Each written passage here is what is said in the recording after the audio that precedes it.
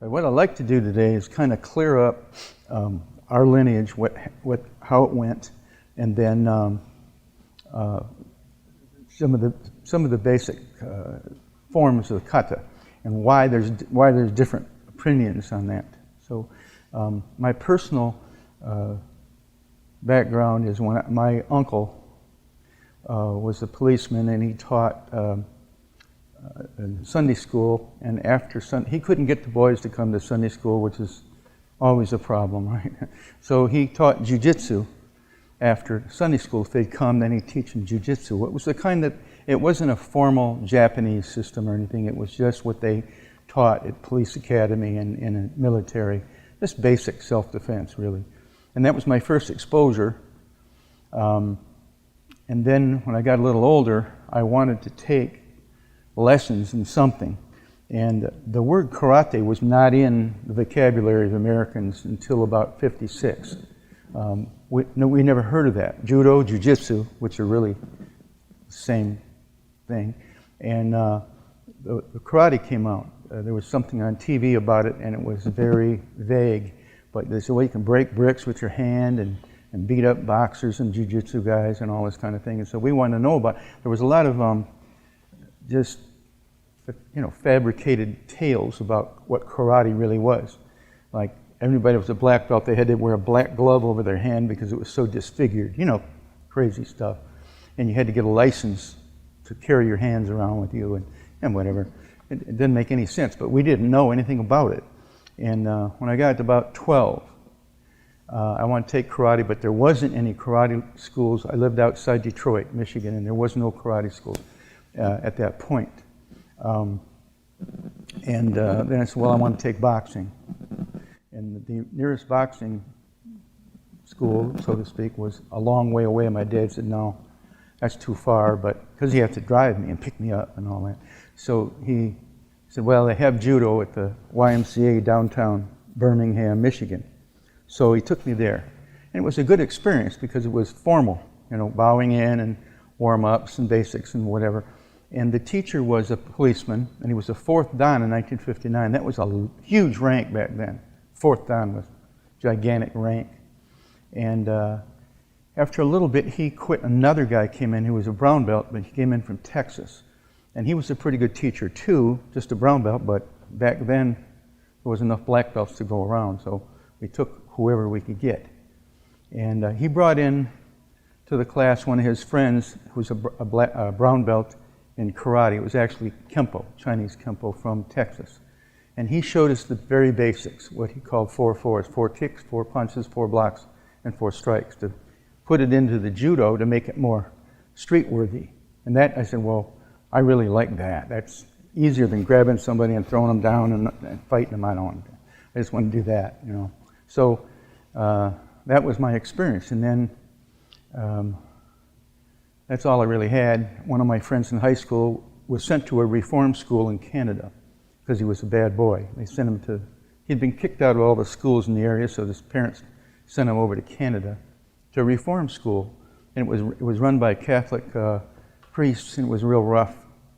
And part of the thing there they had was savate, which is a French foot fighting or French kickboxing art, very similar to karate, very similar. So that was my first experience to really kicks. He came back, him and a couple of his hoodlum friends came back, and they had kicking. And that was pretty interesting to me.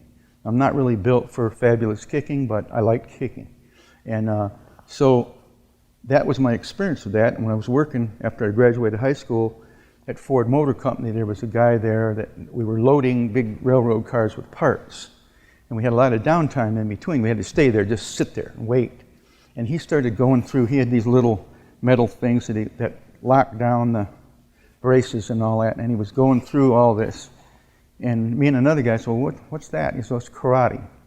I said, where'd you learn that? He said, Knoxville, Tennessee, Harold Long, Isshinryu. I didn't know what the heck Isshinryu was. And he said, I said, I'd really like to take karate lessons. And the other guy said, well, there's one on 7 Mile Road. Well, that's a long road. That's like saying it's on 82.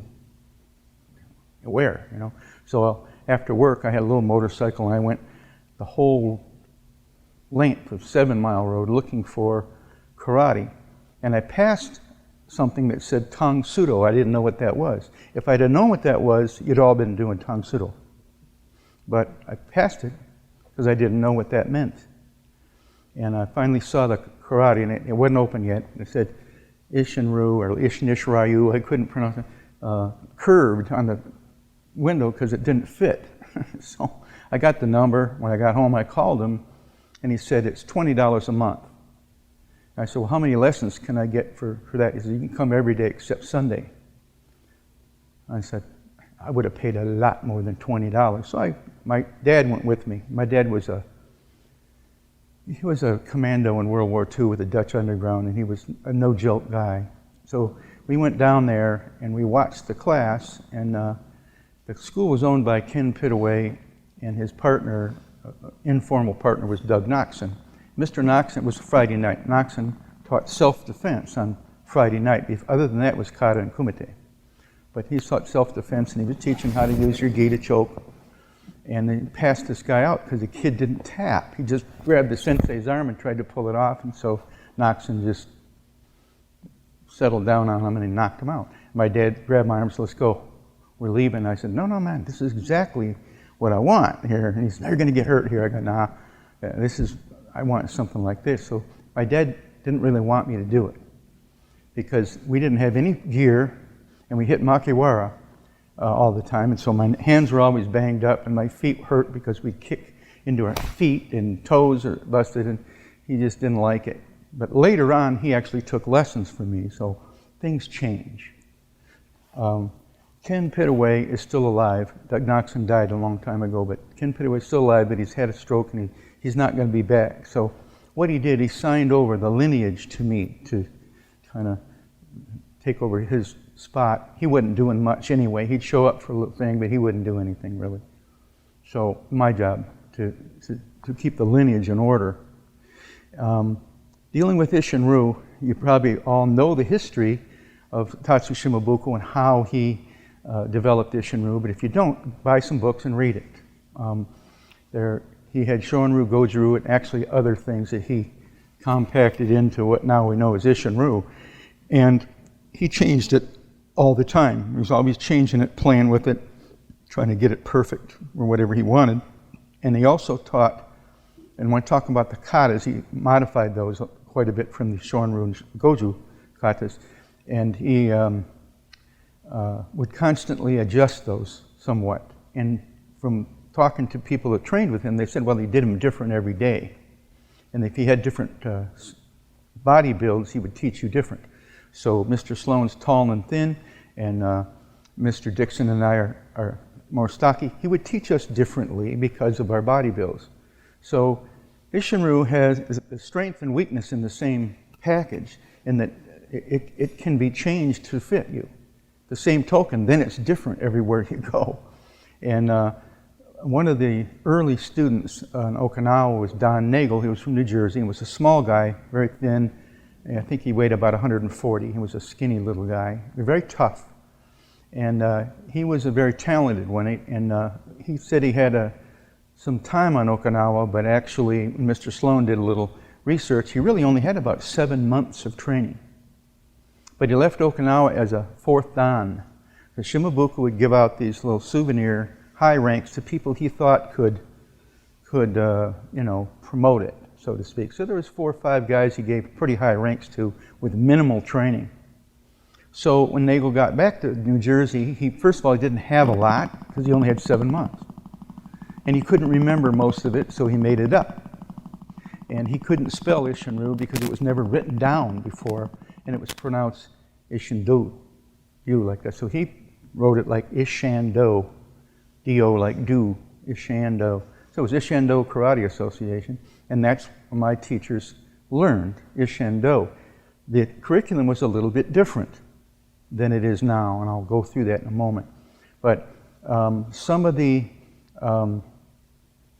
other teachers of Isshinryu, they had more time and they had it more accurate. And we were doing when I first started in 1965, we were doing the old Isshin-do system. There were 11 basics and 5 kicks, and some other things, but that was it. It wasn't 15 basics and 8 kicks, it was 11-5. And they were a little bit different. They were out of order, and some things were in there that we don't do anymore. And then they had speed drills, and they had kotekitai, or arm conditioning, and little things. They didn't have a whole lot of ippon and kumite. They had regular sparring with no gear. You had a cup and a mouthpiece. It was rough. You were supposed to stop, but nobody did. Everybody hurt each other, and it was rough. A lot of people dropped out. There was 80 guys in my class when I started, and 4 of us made green belt. But we only took 4 months to make a green belt. It's like your orange, or your, what do you call, gold or yellow belt now, a real quick rank. As soon as you brush through Seisan, they let you spar a little bit, and then you got green belt. It wasn't like it is now. It was loose. And so that's what we did for a while, and then about 66, I think it was, the master sent over his son-in-law, Ungi Uezu, who now I found out he is a fairly new black belt, but they promoted him as a 4th dan. And he came over, and he was pretty good physically. He was a small guy, and his kicks would go out and stay, real pretty kicks, and he seemed to be okay. My feeling was that there's no earthly way that he could beat Pitaway or Noxon. He just didn't have it, and it wouldn't enough. So we watched him. He did the katas different than Nagel. So we thought, oh, this is the end. This is the final word on karate, is Mr. Uezu. And everybody liked him. He's a nice guy. And so we converted to his way. And then years later, we found out that he had made a lot of his own little poetic license in the katas, so they weren't like Shimabuku's katas at all. And when I moved down to Ruston from Detroit, I was only a Sankyu, a 3rd Q brown belt. And there was no black belts around in North Louisiana at all. I guess there was a school over in, a class anyway, over in Monroe, but I didn't know about it. So I started the class at the college. Actually, it was at a dancing school first, and then when the college finally allowed us to come on the campus, we had a formal, student club, or whatever you want to call it. So I had some pretty good people in there. Harvey Kennedy, who's not my senior student now, who's a 9th dan. Ken Green, who was my first black belt. He made it in a year and a half, and he was very, very talented. We're not on best of terms anymore, but he was extraordinarily good fighter. And then Larry Frugier was another one. So those 3 are the black belts that made it in there before I moved. And when I moved, I turned it over to Kennedy. And so he's still the head of the lineage in this area. Later on, when I was in the service, I met Larry Dreer, who was a brown belt from Mississippi. And he was under Bill Gardo over there. And Gardo and I would go back and forth about these katas, because he had his katas all goofed up, in my opinion.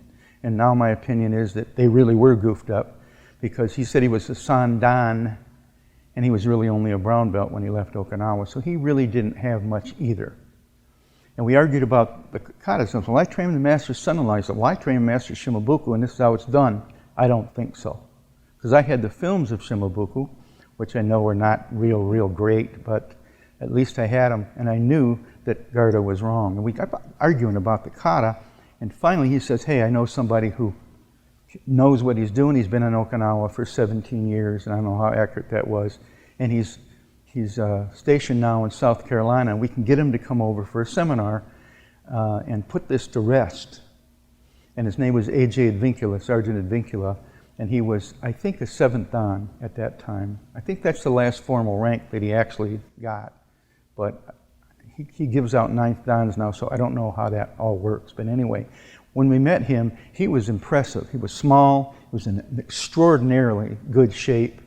His katas were beautiful, he was fast. His kicks were kind of average. Later on, after he saw, we had good kicks in our lineage, very nice kicks. So after he saw the kicks, his kicks came up.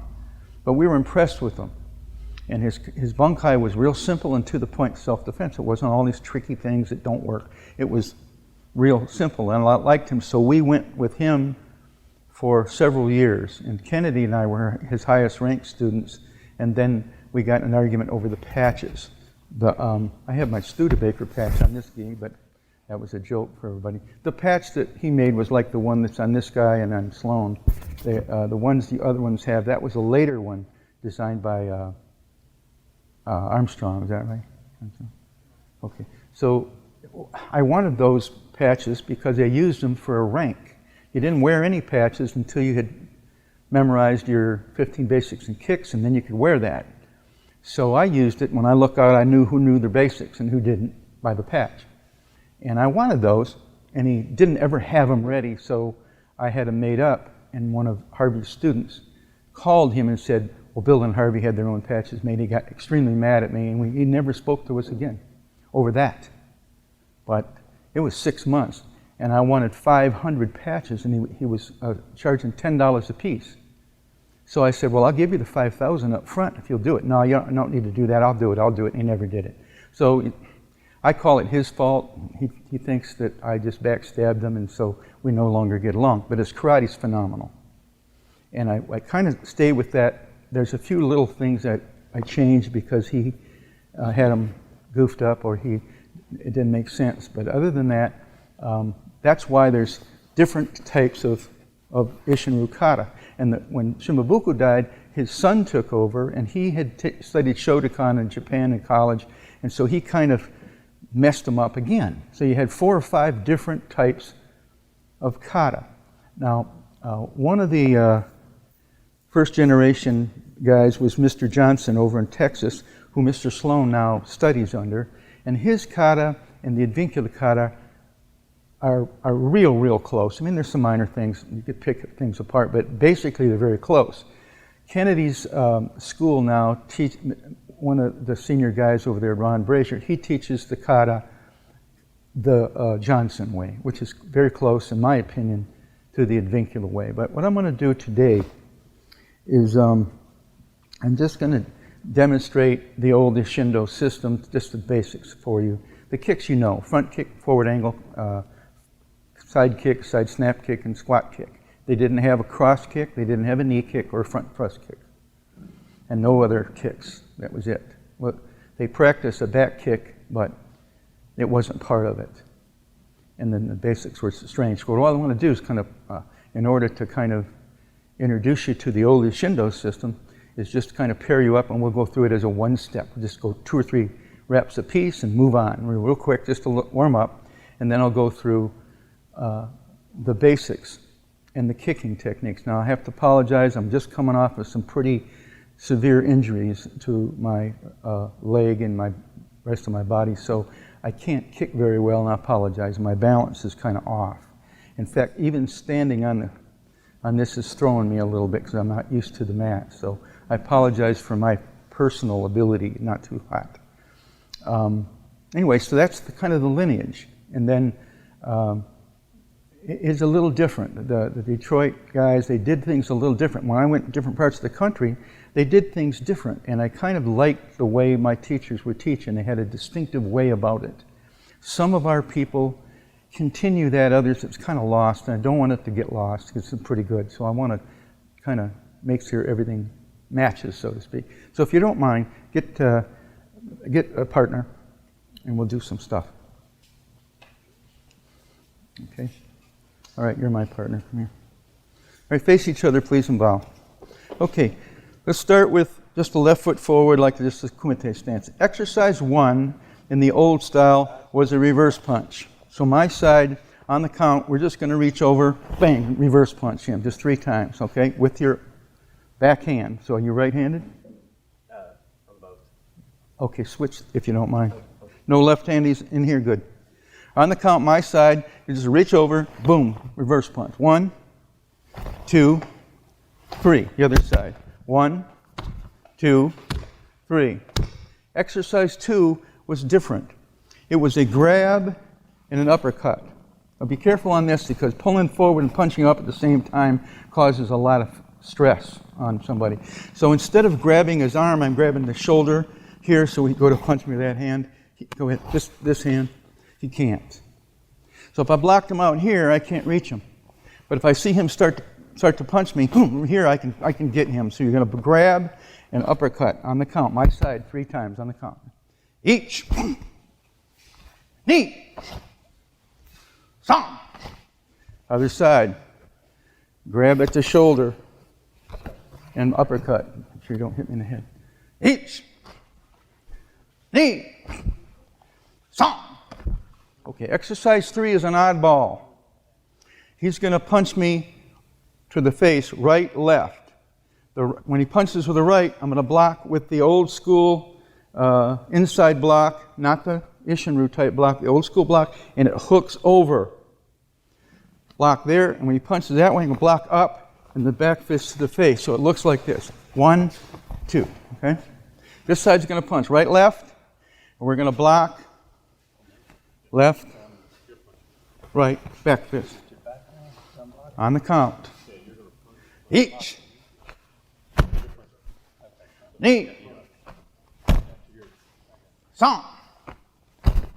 All right, other side, we're going to punch right, and he's going to block with this, correct? And the other one's an up block and then back fist. Bang, there you go. On the count. Each. Knee. Song. Okay, exercise 4 you already know. He's going to kick me in the back, block, 5 punches, but they did it like 1, 2, 1, 2, 1. So the chances are he's not going to stand there while you fire off 5. You're going to be scooting. So stagger him, 1, 2, 1, 2, 1. This side kicking, we're blocking. On the count. Each.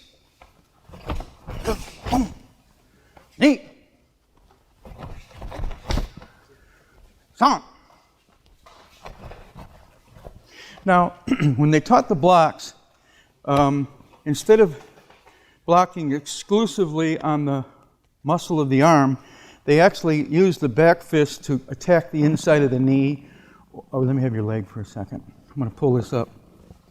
So, either attacking the inside of the knee or this meat here. I can hit this side pretty good, it doesn't hurt, but the nerves over here don't feel good. Pitaway liked to use it on your foot to hurt you, and that's just the way he was. So we're going to block with our muscle of the arm, but keep in mind this could be like a back fist to the leg. So my side's kicking, you can down block, 1, 2, 1, 2, 1. Okay, no stepping, just this. Ready? Knee. I don't want you to hit my equipment here. One more time. Song. Excellent. Number 6, you also know. Number 5, you also know. Middle block, 5 punches.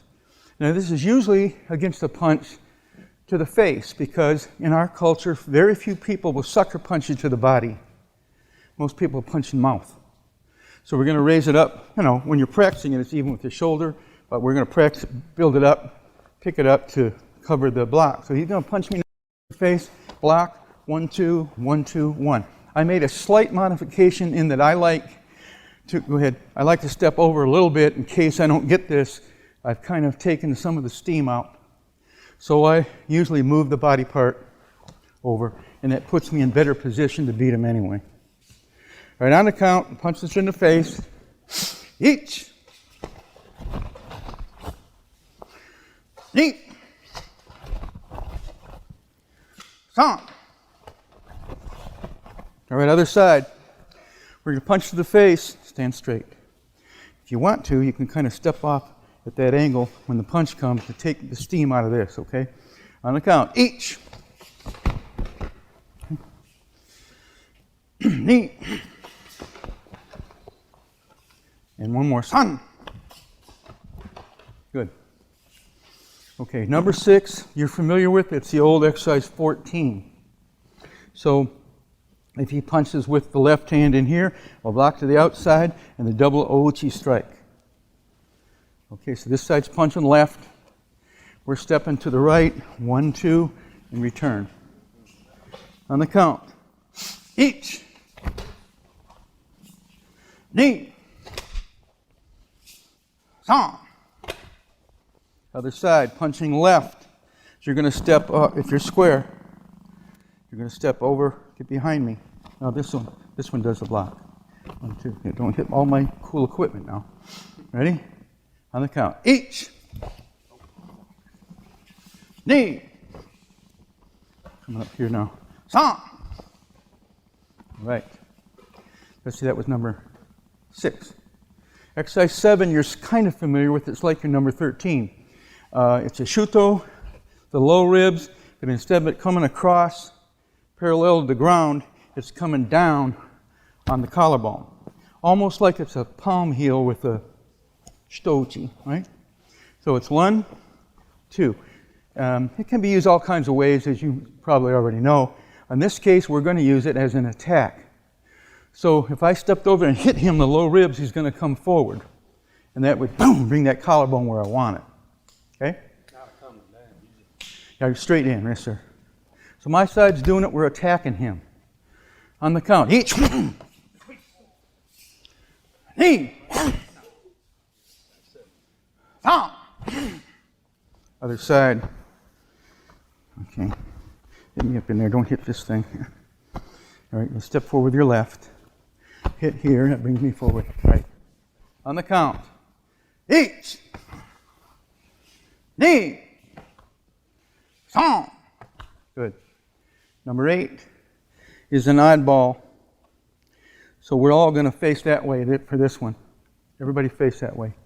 And I'll get up. So it's like exercise 15, but instead of coming back in a cat, you step back in Zenkutsudachi, leaning forward stance.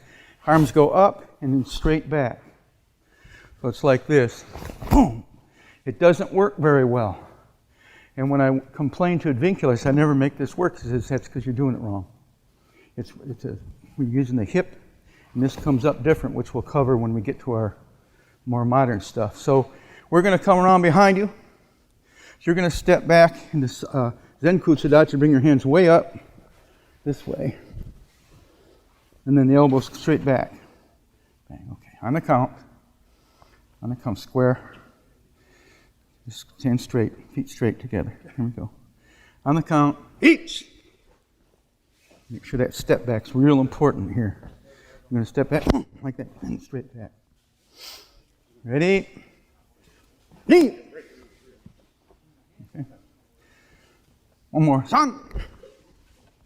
Okay, my side. Arms come around. So straight back. Up. Hit. On the count. Each. Jump. Eat. Song. Good. Face each other. Exercise 9 is another weirdo. We start in a left Seisan. And the first technique is a twisting punch down and a double punch. So it's 3 punches. Twist punch, double strike. Now, when I taught it, they said it was against the knee strike, and I was punching and stopping it here. Or he was kicking me, and I was punching his foot. If it hits wrong, it'll break my thumb off. So Advinculus said, well, okay, but it needs to be close to your groin and not out here, because it could move off here and still hit you. So when we practice it, we're out here like this, but for real, it would be close to the groin. Go ahead, kick. I'll take it. Bang, bang.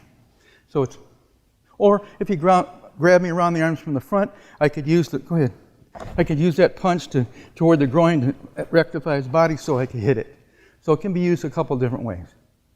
My side first, he's going to knee toward the groin, block, punch, punch, and return. In the left Seisan.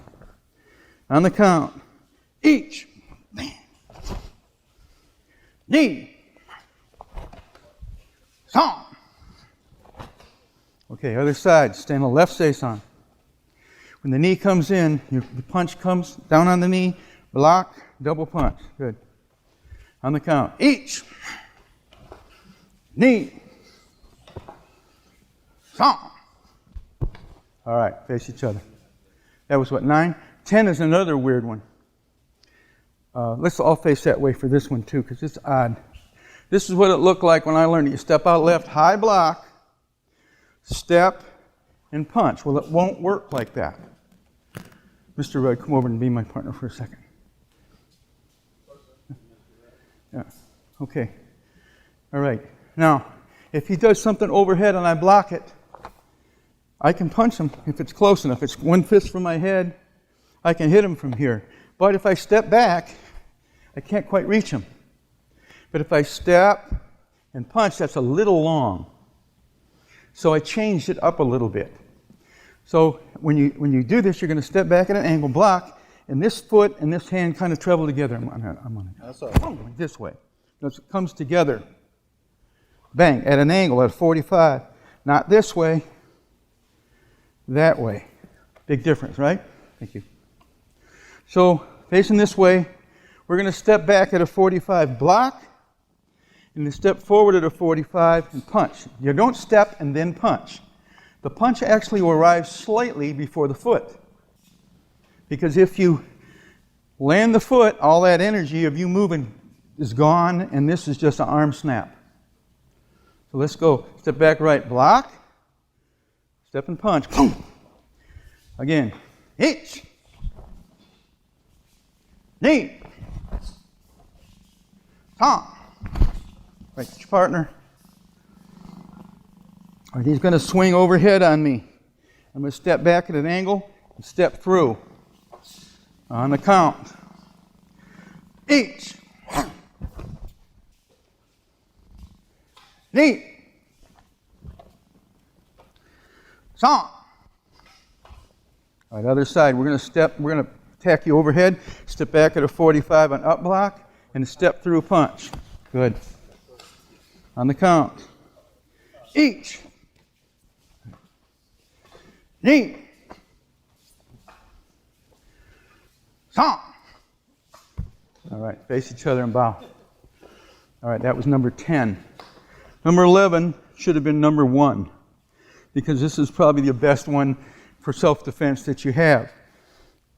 When he starts to punch with that hand, again, I get the shoulder, and instead of hitting him under the jaw, it's a nukite to the eyes.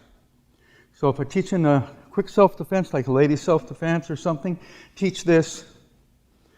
Will they break their nails? Oh yeah. So this is a good move. It's a modification of the 7th exercise, right? So you turn it over. Now when you're practicing this, don't do this and see if you can touch his eyelashes. Don't indicate toward the eyes, because you could miss. If you miss and punch him in the mouth, it's a bloody lip. But this could scar as the coating on the eyeball. So be very careful, okay? So he's going to punch me when I see it coming block. I'm going to go to the side or over his head, not at the face. On the count, get ready. Itchy. Knee. Tom. Other side punching. You're going to catch it here. Watch those out. Yeah, here we go. On the count. Each. Knee. Tom. Good. Face each other and bow. All right, that's our warm-up. But that gives you an idea what the Isshinryu basics were and how they're used. They didn't show much of the one step. They just showed like one time in front of the class so you could visualize it. Later on, I studied other styles, and they had different types of kumite, 1-step, 2-step, 3-step, and so forth. And we added in some of the drills from other systems using our techniques. So I like 1-steps. I think they teach you a lot. If you're going to pick one little thing to do, that's it. Because that helps your reflexes and self-defense skills, where just drilling in the air doesn't do that very well. All right, the kicks you already know. Front kick, forward angle kick, side kick with a ball of foot, and side kick with a heel, and squat kick. The squat kick, they kicked way out. It didn't kick like we do now. So it was, I'm not going to go through those since I can't really demonstrate them very well anyway. But they're nothing different. But we did have another thing that was interesting called the Nagel speed drill. Let me have your left foot forward. Left foot, yes sir. So I'm going to step into him from a Masubidachi like this, and I'm going to hit him in the side of the jaw. 1, 2, so the groin, uppercut, back fist, groin. 5 moves. 1, 2, 3, 4, 5. So we're all going to face that way. We're not going to do it on each other. We're just going to practice the drill. So from a ready position, you step out in a seiyuchin. 1, 2, 3, 4, 5, and back. Other side. 1, 2, 3, 4, 5. Right. 1, 2, 3, 4, 5. Left. 1, 2, 3, 4, 5. Right. 1, 2, 3, 4, 5. Left. 1, 2, 3, 4, 5. Okay. Let's go slow. All right. Let's step out. 1. Step out the other side. 1. Other side. 1, 2. Other side. 1, 2. Other side. 1, 2, 3. Other side. 1, 2, 3. Other side. 1, 2, 3, 4. 1, 2, 3, 4. Now all of them. 1, 2, 3, 4, 5.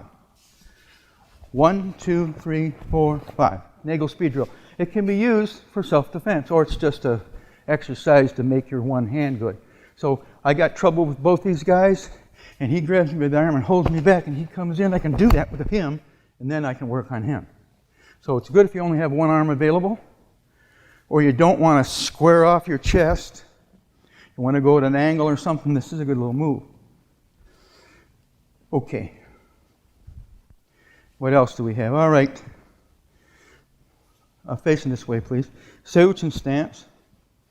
And you're going to shift straight forward Seisan, front kick, and while it's still up there, excuse my legs, you're going to back kick. So your front kick, and then back kick and down. On the count. You're going to square off, front kick, and set back down. On the count. Each, front, back, down. Not as... It's your front kick and then back kick right from that position. It looks easy, but it is not, as you can see. Knee. Good. San. Right back. Shi. Nice, real nice. Oh. Roku. All right, great. That was one of the drills, one of the little drills that we did. The other one that we did was, I don't know if it had a name, but the roundhouse kick was not done from here, exposing the groin. It came up like a front kick and then it turned. So if I'm working on this guy, right foot forward, right foot, yeah. Guard up. So to set him up for this, I do a regular front kick.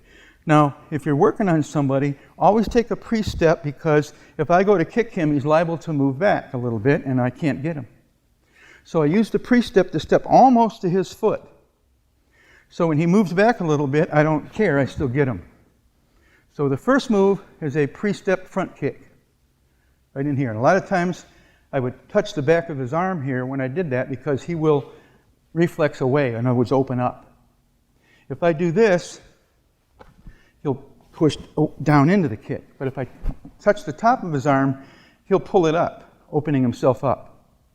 So as I pre-step in, I do this, bang, kick. Now, he says, when that comes, it hurts. So the next time it comes in like a front kick, but then it turns into the round kick. It goes, choo-choo. This you practice slowly until you get it. If you do it too fast, you're liable to sprain your knee or your hip muscles. So get your partner. My side puts right foot back, other side right foot forward, open guard position. To get the front kick in easily, you're going to pre-step. The same time you pre-step, you touch the top of the arm. That will cause them to respond away from it. Very few people are compliant enough when you push them to go with it. The Tai Chi Chuan and Aikido people are, but the rest of us don't do that. So human nature is to push away. And that opens them up for your front kick.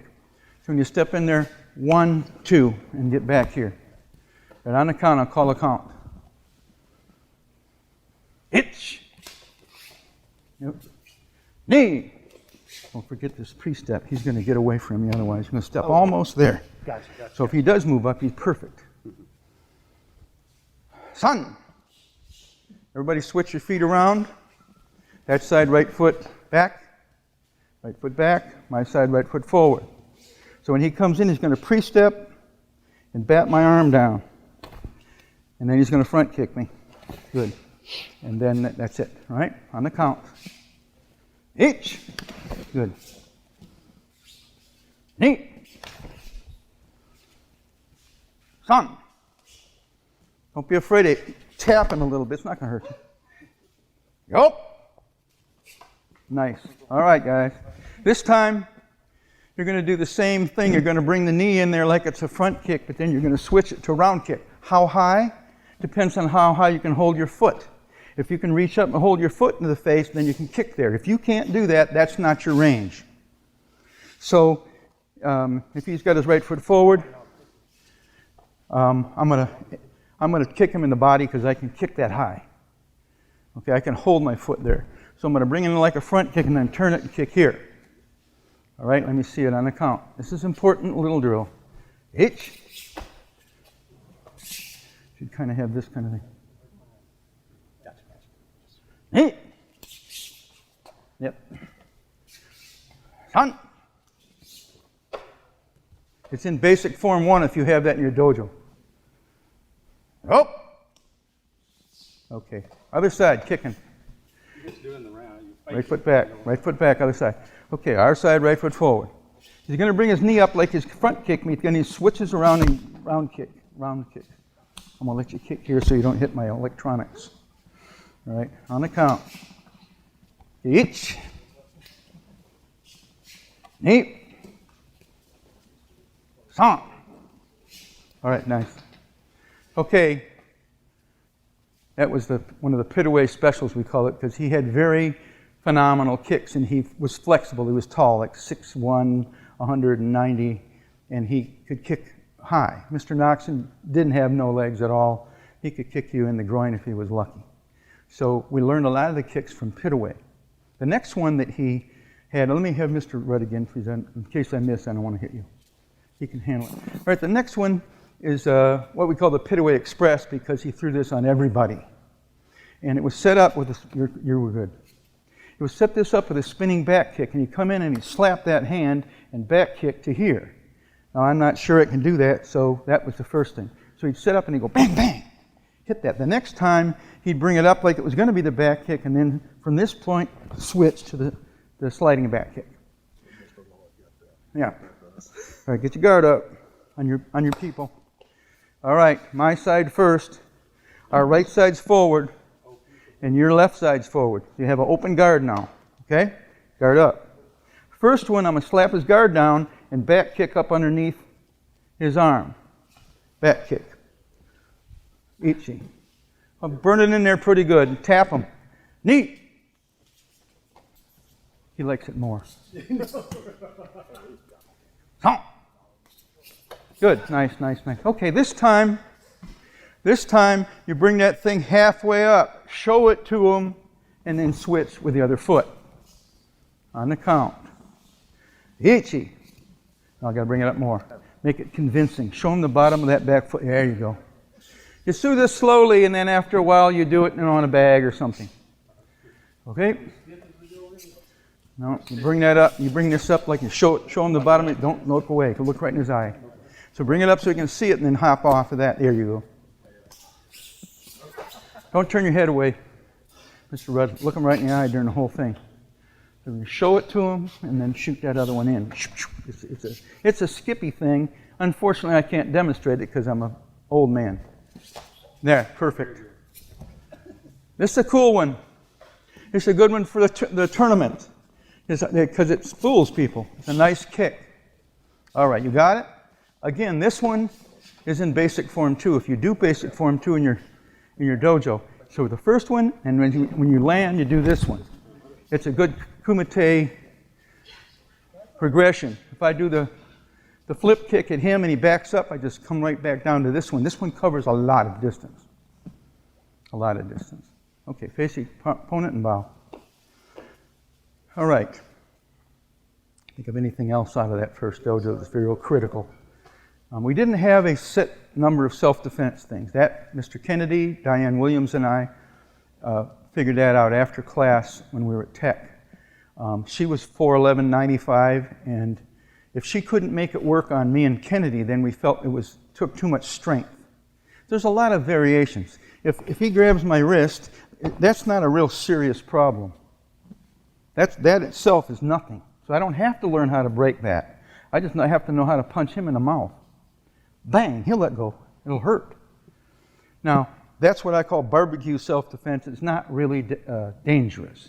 What happens after that might be pretty dangerous. But just this thing is nothing to worry about, some kind of weird Aikido. Don't do that. He grabs you by the arm, boom, well, let go. You don't have to have trick stuff. Now, if he's got a knife in the other hand and he does that, you better have something else, right? So the self-defense that we worked on with Diane were serious stuff that would hurt you, not wrist-grabbing, minor stuff. You don't really need that. You have it. Before you walked in the dojo, you could do that. So it's nothing. So we had a set of 15, and we got them from the stuff I learned in the judo class, the kempo guy, from Mr. Noxon's classes, from the Bunkai, the Kata, which I didn't know a lot of because they didn't teach a lot of Bunkai. That was a new word for us when Uezu came. So we had to figure out what all the Bunkai was, which brings me to another thing. That's why there's so many opinions, because they're all correct. Whatever you can figure out works. Some of it is what you see is what you get, right? It's obvious. Other stuff is not obvious, and so you have to have somebody show you. So Uezu had some pretty good Bunkai, but a lot of it was tricky, and we didn't feel it would work. So I didn't like it too much. Vincula, he'd show you it worked on you. He'd make it work. So it was all simple. That made sense. Then another person came through, Mr. Harrell, who did a lot of studying and stuff. He had a real good system of Bunkai. So whatever you want to do, whatever your teacher tells you to do, that's what you do. Because he's the one that decides your belts and all that. You can't go to the board and say, I want to get promoted. You don't do that. Your teacher does it for you. If you ask, it was the first thing they said, here's how you tied your gi, and now here's the next thing. Don't ask a higher rank to kumite, and don't ask for promotion. When am I going to get my green belt? Well, it's obvious when you're ready, and we'll let you know. You don't have to ask. That includes mommies and daddies coming, well, when's my kid going to make a black belt? Someday. I don't know when, I'll tell you. I'll let you know a long time ahead so you can get your camera ready and whatever. But you don't ask for promotions. Your teacher does that. Everybody's got to have a teacher. If you don't have one, you get one. I've had people come and say, can I test? I said, where's your teacher? Well, I'm not with him anymore. Find a new one. Find somebody else. Preferably one on the board, so that you can get checked out, and then you can be promoted properly. So that's kind of how it was. You don't ask for promotions, no. So we made up this set of self-defense that we put between the basics and Seisan. Excuse me. Seisan's a ladder kata for a beginner, in my opinion. So we wanted to put Seisan as far into the future excuse me, as possible. So we put this set in there. Later on, when John Lloyd and I developed the two-man basics kata, that was another thing we wanted before people messed around with Seisan. The Seisan's, in my opinion, a black belt level kata. Now, most styles do not teach it after black belt. It's pre-black belt, but the kata itself is an advanced kata, in my opinion. So I don't like people on Seisan before they can kick properly and have right stancing and so forth, because it'll mess them up. Excuse me. So we put stuff in there. Later on, we put some little short katas, like the basic katas and so forth, in there to more practice on the basics, just another way of practicing them, before you get to Seisan. By the time they get to Seisan, they've done the basics, the kicks, the two-man basics kata, the self-defense stuff, and the little teeny katas that are repop of the basics. Excuse me. I swallowed wrong. Excuse me. So that's why we do it that way. And maybe even do Sanshin before we get to Seisan, so you have more time. Because Sanshin's going to take you a couple years to get down. Whether you, for a test, you just walk through it. But for you to really get tests like black belt, you're going to get Shime, where they're going to pop on you and make sure everything's tight. And you can't do that after a couple months normally. You would hurt. But after you've done it for a few years, you can handle more of the test on the Sanshin. All right, the old school then. We learned Seisan, we didn't learn a lot about what it was. We just danced it. And then Pitaway would show a few things out of it, or watching him fight, you'd see it. And then you got your green belt, and then you started to take you more seriously then. And when you got brown belt, then they started preening you for black belt for being a teacher. And before I taught the class at Tech, I taught one class at my home dojo. One time they had me teach the class, one time. And so I didn't get a lot of teacher experience. I got experience by doing it. Nowadays we have more experience and so forth. Everybody knows how to teach properly, I guess. All right. So he had some very specific kumite stuff, but I'm not going to try and cover that because I was late, and I hate being late. I don't like people being late for my stuff, so I apologize for that. I just couldn't get directions to get here properly. My fault. So I take responsibility. I'll stay late if you need to, but I don't want to go into a lot of kumite moves because it could take a whole day. So we're just going to go into the basics and the kata, unless there's any questions about so far. This is just a warm-up right here. Okay. We talk about the mechanics of the chart 1, which is the punches, so forth. We learned it the first day. We would step, set your stance. Step, set your stance. That's all you got the first day. Second day, you got step, set your stance, punch with a complete retraction. Arm only, just that, and so forth. And every day you got another basic until you had them all. The kicks came kind of in there anyway. So we didn't really have a lot of anything except arm snap. And some people arm snapped, wham, where it break wood and things like that. It was really good, just the arm. Later on, they started to add the body and so forth, but they didn't teach that at first. And when Pitaway got real sick, I went to his house and I said, well, Sensei, I want to teach it like this. He said, well, that's correct anyway. I said, how come y'all didn't do that too? He says, because we just wanted you to do it our way, and then you figure this out on your own. I said, is it okay to teach beginners? He said, yeah, that's the way it's done anyway. So instead of just stepping and punching with just the arm, we're going to put a little more into it. Our shoulders were square, square, square. Well, you couldn't get any hips or body into that with squared off shoulders. So I like 45-degree angles. It's one of the big characteristics of our system is the angular technique. So stepping straight forward to punch, I would want to bring my shoulders at a 45. That puts my hips and I'm not going to hit you, but I'm going to demonstrate. So if I just have arm snap, I can barely reach him and he's real close. But if I turn my body, I got a lot. Additionally, if I step at a 45-degree angle, I really have a lot. So I'm not saying do this in your basics. I'm saying that's the way it's put to use. Now, your teacher will decide for you what you're going to teach in the dojo. Your teacher, whoever's above you, that's the person that checks you.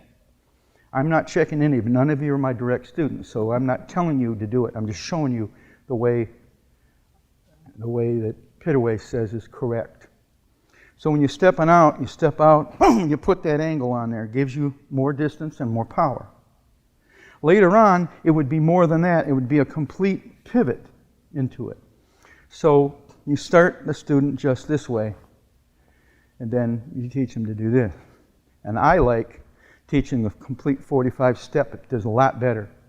And for Kumite, I don't want to come straight into this guy. So I like to get it kind of an angle on him, so when I come in there, if I have to defend myself, I'm not square like this. Exercise 2 is exactly the same situation. We step, punch, and this comes back to here. I've seen the Okinawans just punch up in the air. Okay? That's another way to do it, I guess. But this way seems more reasonable. And the same thing, if I want to hit him, I'm going to be at an angle so that I don't have to be too square on him and all his weaponry. When it comes to exercise 3, that's even more important because I'm going to step. The old days we just did this. That wasn't enough.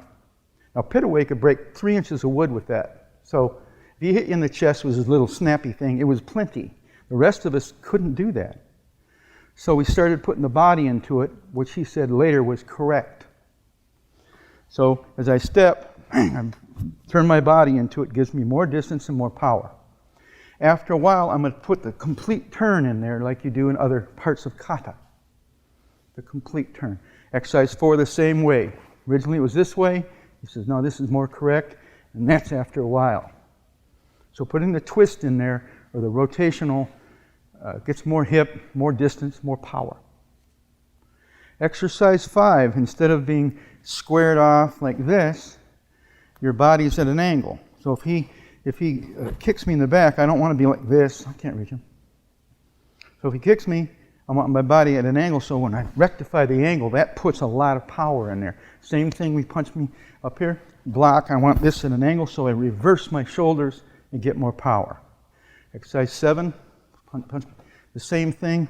This is done to the solar plexus, but I don't trust it. For my own self-defense, I would do it in the neck. Do work this, so I think I hit the average guy in here and he would feel that, but I'd feel in the neck a lot more. And maybe turn like this so that I get more things on my body. Turn into that, right? Come down. Exercise 8, same way. If I step off and blocking, when I hit him, I'm going to rotate my body into it. This happens after the punch is on its way. So I don't go like this. No, not yet. Stay close. I'm not going to hit you. Am I hitting too hard, Mark? No, I didn't think so. So you don't rotate your body and then punch unless you're in a Shotokan dojo. That pre-loading is a slightly slower. Your hand moves first and then the body comes in. So it's like I'm shooting Brian in the chest with an arrow. And as the arrow approaches him, as soon as it touches him, I hit the arrow with a sledgehammer. Boom. So my hand's on the way and then my body adds in. That's faster. And if you hit the makiwara, you won't have one in here because it's dangerous. But if you hit something, a bag or whatever, you'll see more power that way than if you roll your hip. It comes out quick. It's almost like a bottle rocket. It's gone, you know, bam. So number 8. Number 9, same way, overhead, number block, and the same thing. Right here. Number 10, the back fist. I teach it several ways. When I first learned that, we went block, back fist, punch. That doesn't work very well. Then when Uezo said, no, punch here, he said you block this way, back fist punch. That worked better. And when it got advincular punch, again, right, I might just leave it up here. He said, no, they're all wrong. It's this way. That's very difficult to do. But all of them ended up right here. The first one, the second one, and the third one all end up right here when it launched the back fist.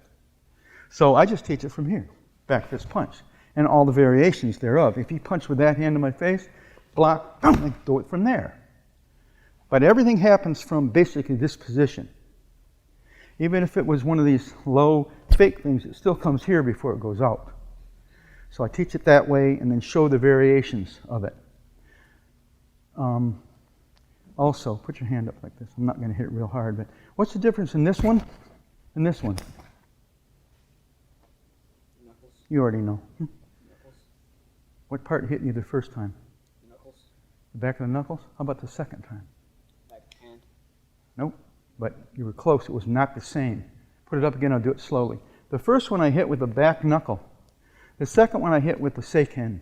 I rolled it over more. And they have more force. You can't tell, thank you. You can't tell the difference in the kata, whether it's back knuckle or the seiken. You can't tell by looking at it. But if you hit something, you'll see a big difference.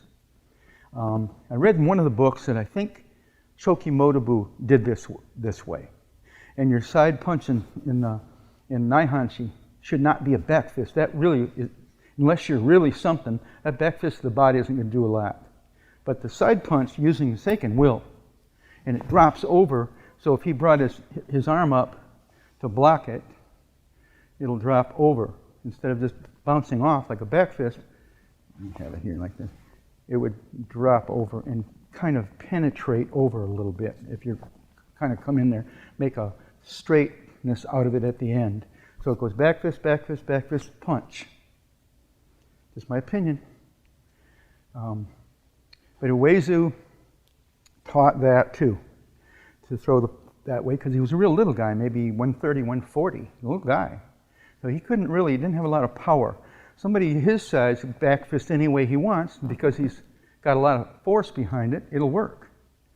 My real estate partner was built like him, only maybe bigger, and he was extremely strong. He used to be a tool and die guy, so he was very, very strong in the hands, and he would do that vise and then pound on it to make it so his hand was like a piece of metal, and it didn't matter what technique he did on you. He could just flicker his hand across your face and break bones. I mean, he was just strong, and big, and there's a fifth dan. So, you know, the size matters, right? So if you're smaller or you want to get more force, you make a little change. There's nothing wrong with that. Whatever it takes. Basically, you stay with what the teacher says. But I would always, even when I was a very high rank, I'd go to the sensei. Sensei said, okay if I teach it like that? Yeah. I don't care what you do, quoting him. Didn't care what I did because he was confident that I thought it through and that it was valuable. So he said, I don't care what you do. I said, well, when he was going to promote me the last time, didn't you test me? I've been testing you since you were 18. So, different answer. I like people to test. You show everybody that you're still doing it, right? I don't like to have just here's your paper in the mail. I don't do that. But he did. You just sign it here. So we did it. I said, I like a big thing to happen for everybody. He said, okay, whatever you want to do. I don't care what you do. All right. Number 11 and 12 were pretty obvious. When you do the block, these are obvious. You're putting the body, you're not doing this or some Wing Chun thing. You're not doing that. You're putting the hip on each one of those babies and more power. Yes, you want to do them fast, but not at the expense of power. So this is where the bag comes in handy, because you're going to have to hit the bag a little bit to understand this multiple punch deal. Number 12, same way. 13, when you do that, I don't want to be square like this and hit them. That doesn't have much, but if I took my body like that and put it forward, it has more force. And then when I throw this one, I'm really torquing my body. For number 13, the way we do it nowadays, a parallel, not downward. That's okay too. But the way we do it, you teach it parallel, right? Okay. It's almost like you're under the table, over the table. So you have lots of torque there. Number 14, obviously got torque on that. And let's go through that too. When I learned this, they said it's like stabbing yourself in the chest with a fork. It comes up. All three moves are in the same spot. Right there, right there, right there. And I've seen a lot of variations on that. That's the way I was taught it. And they said, okay, it's coming around and you're hitting this way. And at this point, it goes straight. It doesn't keep going. It's like you had a rock on a string and you let go. It doesn't keep going around a room.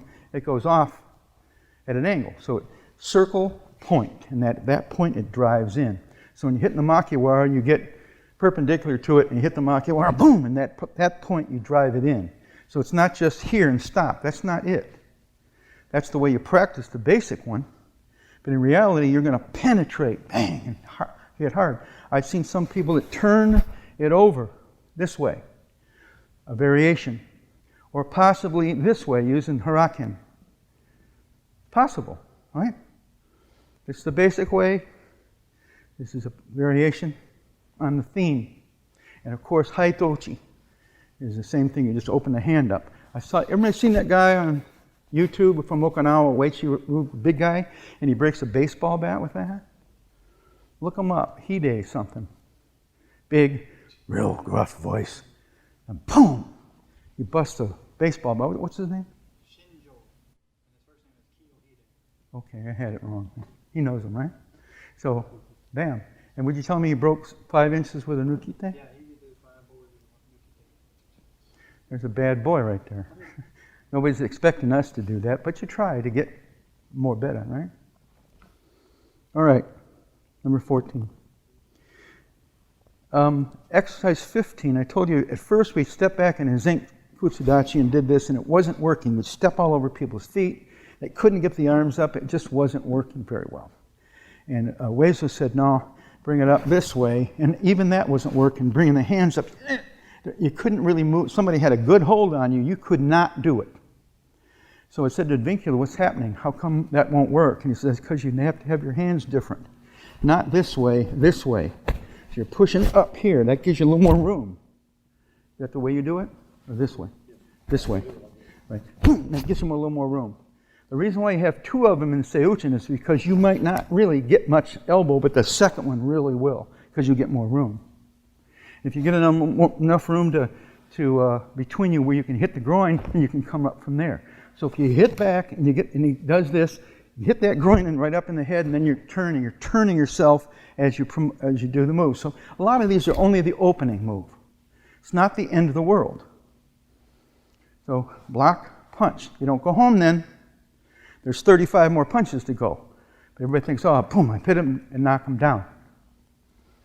Not bloody likely. You might, but I doubt it. So be ready for follow-ups, and the follow-ups come out of you, however your body rolls. When you got in exercise 11 and 12, we had 5 punches. They don't have to be those 5 punches. They don't all have to hit the same spot. They could dance all over them, whatever it takes. You might cover up so you'd have to do a hook punch. Nothing wrong with hook.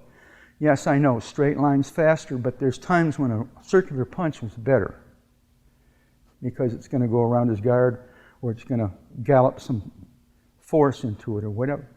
So the 15 basics, if you practice them with the right amount of angle, then when you transfer that to the kata, your katas are going to look stronger. So any questions on those 15 basics, how to do them or what they're for? I kind of have a variation of what you could use them for. When the hand comes across here, that's not getting ready to block, no such thing. That is the block. And this is likely the strike rather than a block to punch and so forth. Bringing a hand across, you're not going to have time to do that. Your hand will have to come up from where it is. So if your hand, you see in the kata coming across, that's something. If he grabs me by the shirt here, right? Or whatever. So bring your hand across has something to do with something. It's not just getting ready. And bringing your hand back and then punching doesn't make any sense. We practice from the waist as some place to rest your hand, but in reality you don't want to bring it back to here. It's going to go straight from where your hand is, A to B. No A, B, C, D. Well, there will be times when you can. The guy's going, oh! Now you can rear back and get a lot of power. But if you're going in on your reflexive stuff, when it first starts, you better move from where your hand is. So when you practice the basics, you would practice them the way the sensei tells you to do it, but then at another time you might just do it from where your hands are, just as a drill for you. Not for class, but for you. Okay? Questions on the basics? We're good? How about kicks? Front kick, cross kick, forward angle kick, side kick with the ball of the foot, side kick with the heel, knee kick, front thrust, and squat kick. Any questions on those? I'm not real good on doing them right now, and I apologize. That was really my specialty when I was in any kind of condition. Yeah, one quick question. On the side kick, is that ball of the foot or is that a heel kick? It's a ball of the foot, shobagiri. And when I learned that, we brought our hands here, like in the kata, but I always didn't like that a whole lot. So when I was teaching it, I kind of did a little block. That also was easier to kick from there. Doing this when you kick and kind of constricted my body a little bit. So kicking to the side, it doesn't have a lot of power. It would be for you're real short and something happens, boom, it's a quickie. Not normally the groin. When we're shooting for the groin, it's nice, but the insides of the knees are good shot. I'm not going to kick you, but if I'm in there close and boom, do that, I missed. So that brought me here, so I better have something else, right? So, but if I kick him a little bit, it'll bring him toward me. I didn't kick him real hard, but I kicked him enough where his body responded to it. If I hit the knee on the inside or the outside of the knee, getting like a Seisan or something. I don't care which one. From there. All right, so I'm over here. If I kick that, it'll cause a lot of response in his body because his body doesn't like the idea that that would happen. So if I'm in there close, boom, I do that. Boom, I got him because it came into me. I kicked his leg, not his knee, by the way. I didn't do that to him. Because a little kick there can derange your knee bad. And both my knees have been screwed up, so I don't want to hurt anybody like that. So, real quick little kick. If you have beautiful long legs and you can hold it out there, you might be able to use that thing in sparring and so forth. But for self-defense, it's usually a quick pop low. All the Isshinryu kicks are low, leg and groin. Doesn't mean you can't kick high. I think you should kick high. I think you should practice your kicks high. And hold them out. Hold the front kick, side kick, all that. Hold them. That'll make your kicks better. It's not in our style. So to speak, our style consists of chart 1 and 2, the katas. Anything else in there is lanyard. Everything else is added in extra, right? And Vincula said, I don't care what you add in. You want to do those old fancy high kicks, that's up to you. That's not Isshinryu. He says, okay if we practice them? Yeah, you can practice them. Not Isshinryu. They don't have to test people on that. And never test people if they can do high kicks. It doesn't matter, as long as they can do Isshinryu. So other kicks, other self-defense, wrist locks, chokes, different things added, so what? Now when you look at Shimabuku had, when I was maybe a low black belt, they said they have secret scrolls. The secret scroll tapes were his kumite, they called it. It wasn't sparring. It was self-defense moves, how to get out of holds and how to break this and that. And they called it secret scrolls. When we finally got our hands on it, it was nothing new. Nothing secret at all. It was the same stuff almost every type of martial art has. Real easy self-defense. You can probably go on YouTube or someplace and look up Shimabuku kumite, and somebody on there will have it all. A lot of it is silly, basic crap you just don't even want to waste your time on. Others pretty good. Some of it's unrealistic.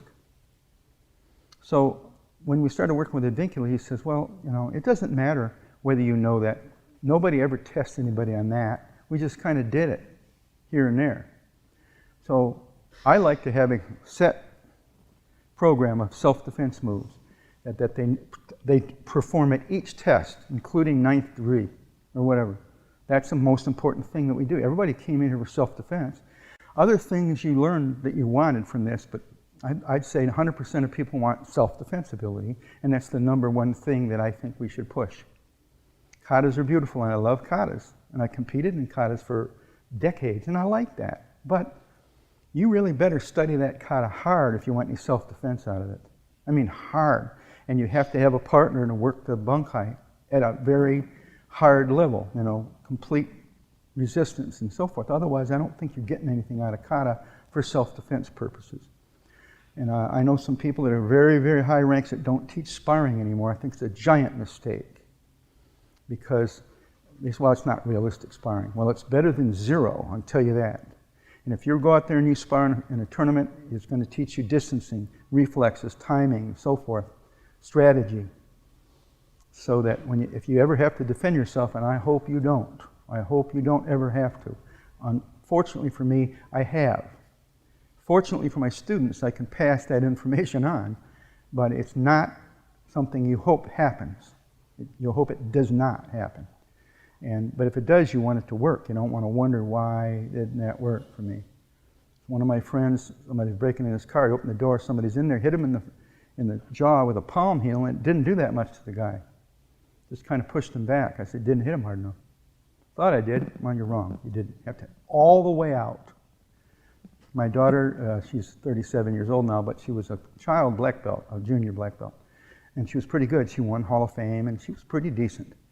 I always warned her, don't play with this at parties and stuff. It's not a game. If somebody says, show me a move, say no. Come to the dojo. Don't do anything. Don't ever play with it. Because she was a small lady, and some of the bigger guys could overpower her if she didn't give it all to them. She made a mistake, played around, and they grabbed her, and she couldn't get out of it. And she felt like she didn't have ability. I said, did you poke him in the eyes? No. Well, that's why. You're not doing this. And if they attack you, they attacked you. Party or no party, you're not. I don't do that. I don't play games. People do that to me all the time. You're going to teach me something? I said, come to class. Sign up. I'm not going to just show you something here. Almost always, they'll want to show you that it doesn't work. And it becomes a problem. One of you is going to get hurt. Hopefully it's the other person. But if they say, show me some karate, and then they, I've had them say, well, look, if I tap you, stop, because I just tapping you. So stop then. And they don't. They tap and they punch me in the mouth. Then I have to hurt them, because that's not how that works. So I always tell people, don't play with it. And if you have to use it, do it as hard as you can, because otherwise it won't work. That reverse punch, you better have all your hips and shoulders and everything into it if you hit them in the body. All of it. Because it won't work. If you hit them in the face, it's a little better. But the body, I'm confident that I can hit real hard with my punch, but if I got in a fight with any of you, I would not bother hitting you in the body. I'd hit you in the face several times first, and then I might work on that body. But I would not use that as my basic self-defense. I don't trust that. Okay. No questions then? On the kicking, we can skip, or do you want to go through kicks? I want to go through side kick. So everybody grab the wall with your left hand.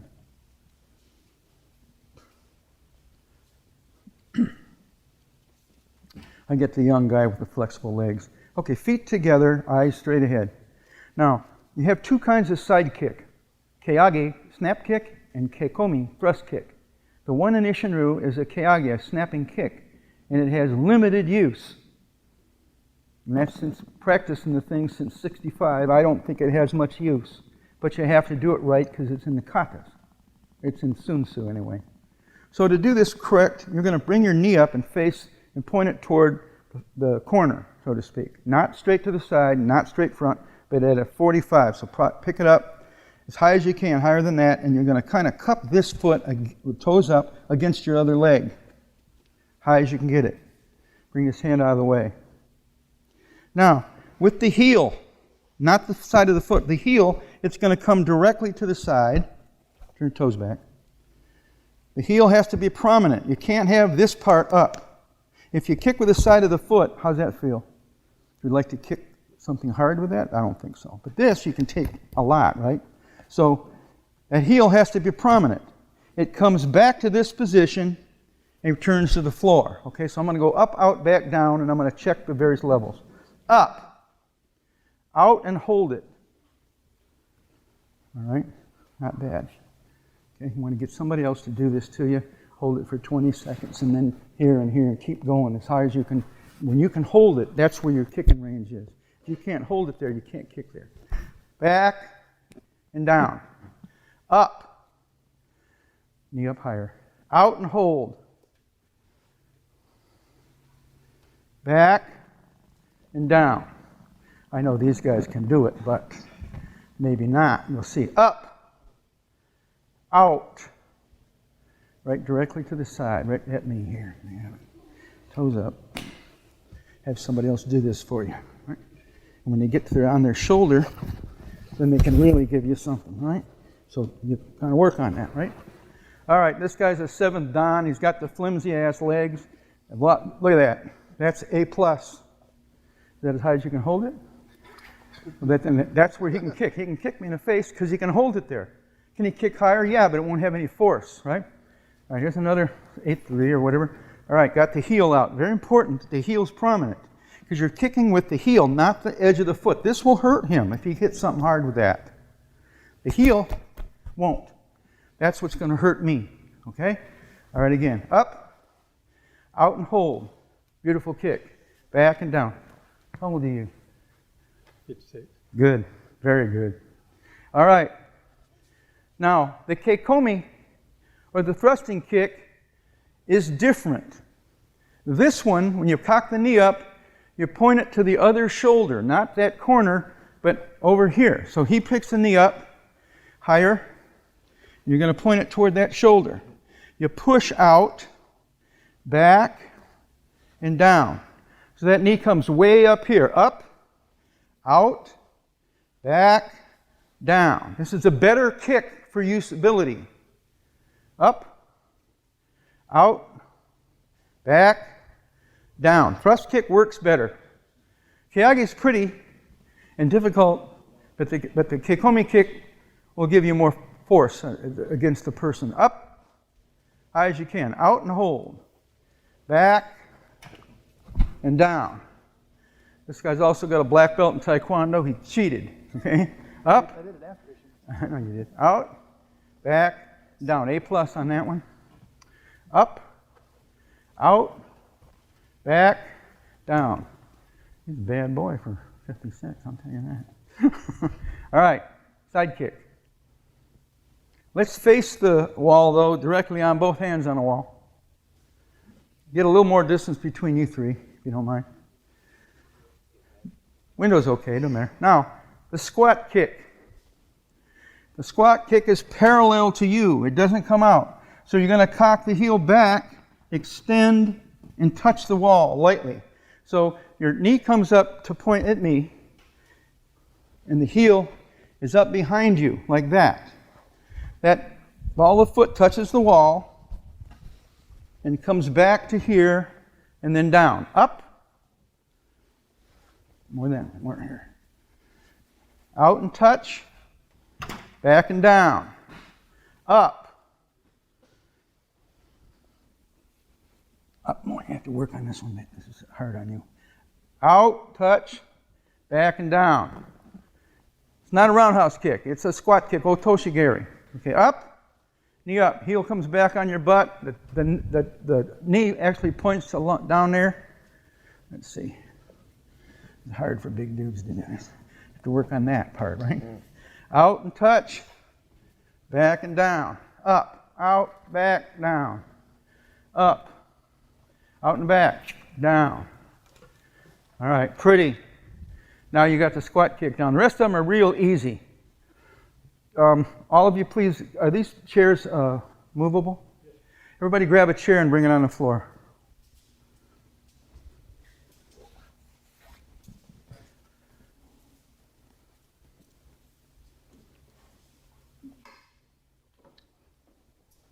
Thank you.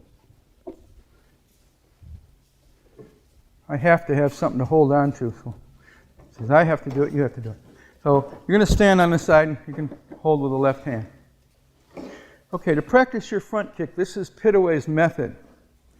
A lot of people have a pretty good front kick, but it floats up. If you're going to kick the wall and you're going to have a table there, you're not kicking the table, you're kicking the wall under the table. So from this position, you bring the knee up, extend it out, back, and down. It goes straight in, not up. It can go up, but your basic practice on a front kick, snap kick is straight in and out. So it's with the ball of the foot. Up, bring the knee up high. Extend it out and hold it. Ball of the foot, turn those toes up. Okay. Okay, you're kicking the wall, not the table. So you have to push this down more. Extend and pull up. You're kicking me here, not here. Okay? Back and down. Okay? Right foot, please. The knee up. Extend it out.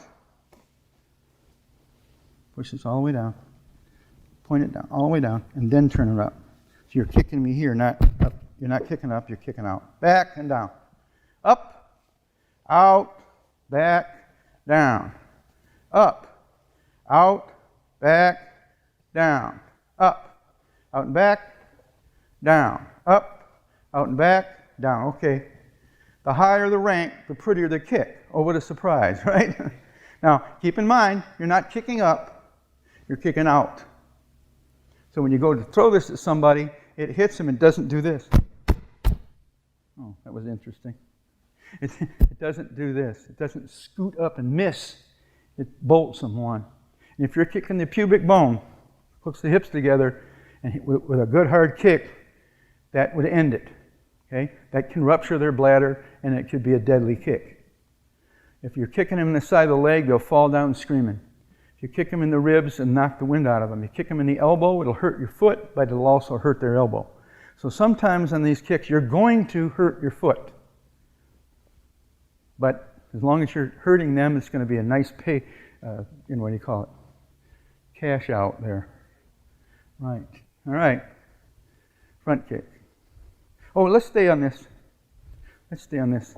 I can't do it, but you can. All right, from this position, let's get behind it. And with your right foot, pick up the front kick and hold it out. Put your left hand on here. The front kick out. Now you're going to move the front kick to the side kick position. And then you're going to move it to the back kick position. Back to the side kick position. Back to the front kick position. And down. Not easy. I'm telling you, not easy, but it'll really help your kicks, okay? Let's say put it up front. Move it to the side. You're going to have to stop doing that. You're going to put it all the way down and then up. Okay? You're doing it like this. It's good for side kick, but not for front kick. All right, move it to the side kick position. Move it around to back kick. Not easy. Move it back to the to the side kick position again. Then to the front kick. There's your hard one. But you don't drop it back. Leave the leg straight the whole time and bring it back. That last one is really hard. Do it one more time. Front. Keep it straight the whole time. Side. Move to the side. Don't bend your knee. Don't bend your knee. Bring it to the back kick position. Back to side kick again. Back to front kick without bending. Whoop, you bend it. D plus. All right, and down. All right, that exercise will really help you. Really help you. Let's do another one. All right, from this position, put your side thrust kick out and bring it back. Side thrusting kick and bring it back. This time when you do the side thrust kick, you do it at an angle and then fold the heel back behind you and leave your knee up. So hook kick. And then perform a roundhouse kick from there. Okay? So you're going to go side kick, bring it back. Do just the whole side kick first. Just the side kick to the side. All right, now do the side kick at the angle and hook it back. So side kick toward me and hook it back, and then round kick. Okay? So you're going to go side kick, put it down. Side kick with a hook and round kick and put it down. See? So do it again. Side kick and return. Hook kick, hold it. Round kick and set it down. That will help you. That will help you. You feel what it does to your hips. So you do it at first as slow and nice and easy, and then over time, each time you work out, do it for a second, and after time you'll say, oh wow, my kicks are getting better. I learned this from a Taekwondo guy. It's a good exercise. Oh, I saw my brother hit a guy with a hook kick, a round kick, and then hit him back with a hook kick, put his foot down. Pretty cool. They didn't get a point. Really? Of course The whole not. gym went ballistic. That's 'cause what kind of judges did you have? Isshinryu? Isshinryu guys? They don't like trick kicks. All right. Try it again. Side kick, hook kick, round kick. All right. It's a good exercise. Good exercise. Let me see. What's the other one? All right. Pit away head we call the balance kick exercise. We'll do it with the 5 original kicks. Front, forward angle, side kick, side with the heel, and squat kick. So from this position, right foot back, you do the front kick and hold it. Then the forward angle kick, side kick, side snap kick, squat kick, and put it down. So you can do all 3 of them. Let's do it again. Before you set the knee down. So let's go front kick, forward angle, side kick with the ball of the foot, side kick with the heel, and squat kick. Balance kick exercise. Of course, balance with the chair. Later on, you don't. Let's do it again. Front, forward angle, side kick with the ball of the foot, side kick with the heel, round with the heel like a side thrust, heel this way. There you go. And then squat kick. All right. Those 3 exercises, the holding exercises, those are really going to help you. I was friends with the first guy that opened a karate school in the United States, Robert Trias. He opened it in 1946, a year before I was born. So I was friends with him more. It was my father's age, but it was more social than it was karate. But I'd go out to Phoenix, that's where he had his dojo, and sometimes Kennedy would go with me, and we would work out in the dojo. He had 20-minute classes. White belts, 20 minutes. Yellow belts, 20 minutes. Blue belts, 20, so forth. If you want a good workout, you just stay the whole time. But if you were a white belt, you had to clear out after 20 minutes. They did the leg holding exercise, and Kennedy and I had the hell trying to keep up with the white belts there. They'd hold it for 5 seconds, put it down. 10 seconds, put it down, and so forth. 30 seconds they could hold front kick to side kick and so forth. We couldn't do it. 5 seconds was really hard. So the leg holding exercise we added in, I said, man, that's really good. It helps your kicks. A lot of Isshinryu people, their kicks are substandard because we only have low kicks and so forth. But if you add these in, your kicks will be better. And if you do them like a little bit every day, just a little bit, it only takes a few minutes to do these few little exercises both sides, and you'll be surprised. Give everything 90 days, 100 days. Give everything 100 days, you do it every day for 100 days, you'll be shocked what it does for you. Same thing with push-ups. You do as many push-ups as you can do today, do 1 more tomorrow, 1 more. You'd be surprised how many push-ups you can do at the end of 100 days. It won't be 100, but some of you maybe could. But maybe you should be able to get up there well over 50 push-ups. On your knuckles, of course, because otherwise, what's the point? Okay, any questions on kicks? These kicking exercises will do a lot for you. Okay, you can put the chairs away.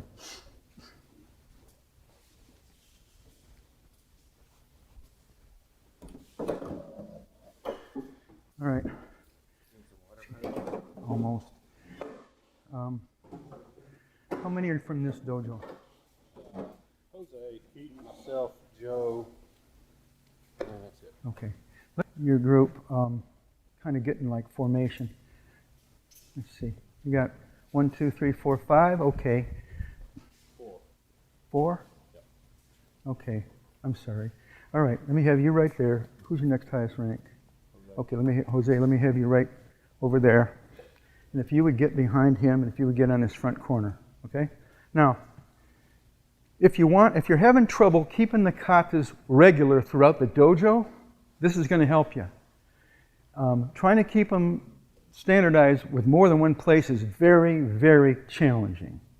But if you have more than one school, then you got to get together occasionally and make sure everybody's on the same page. Even with this little exercise, keeping everybody the same in the dojo is still hard. But this will help you. We're going to go by the count. Can you do that in here? Yes. Okay. All right. When you're going this direction or that direction, you're going to watch Mr. Dixon. If you're going that direction or that direction, you're watching Jose, okay? You stay together. We're going to watch you do the kata, and then I'm going to see if there's anything in there that needs to be tweaked, okay? Seisan, you call the count for me.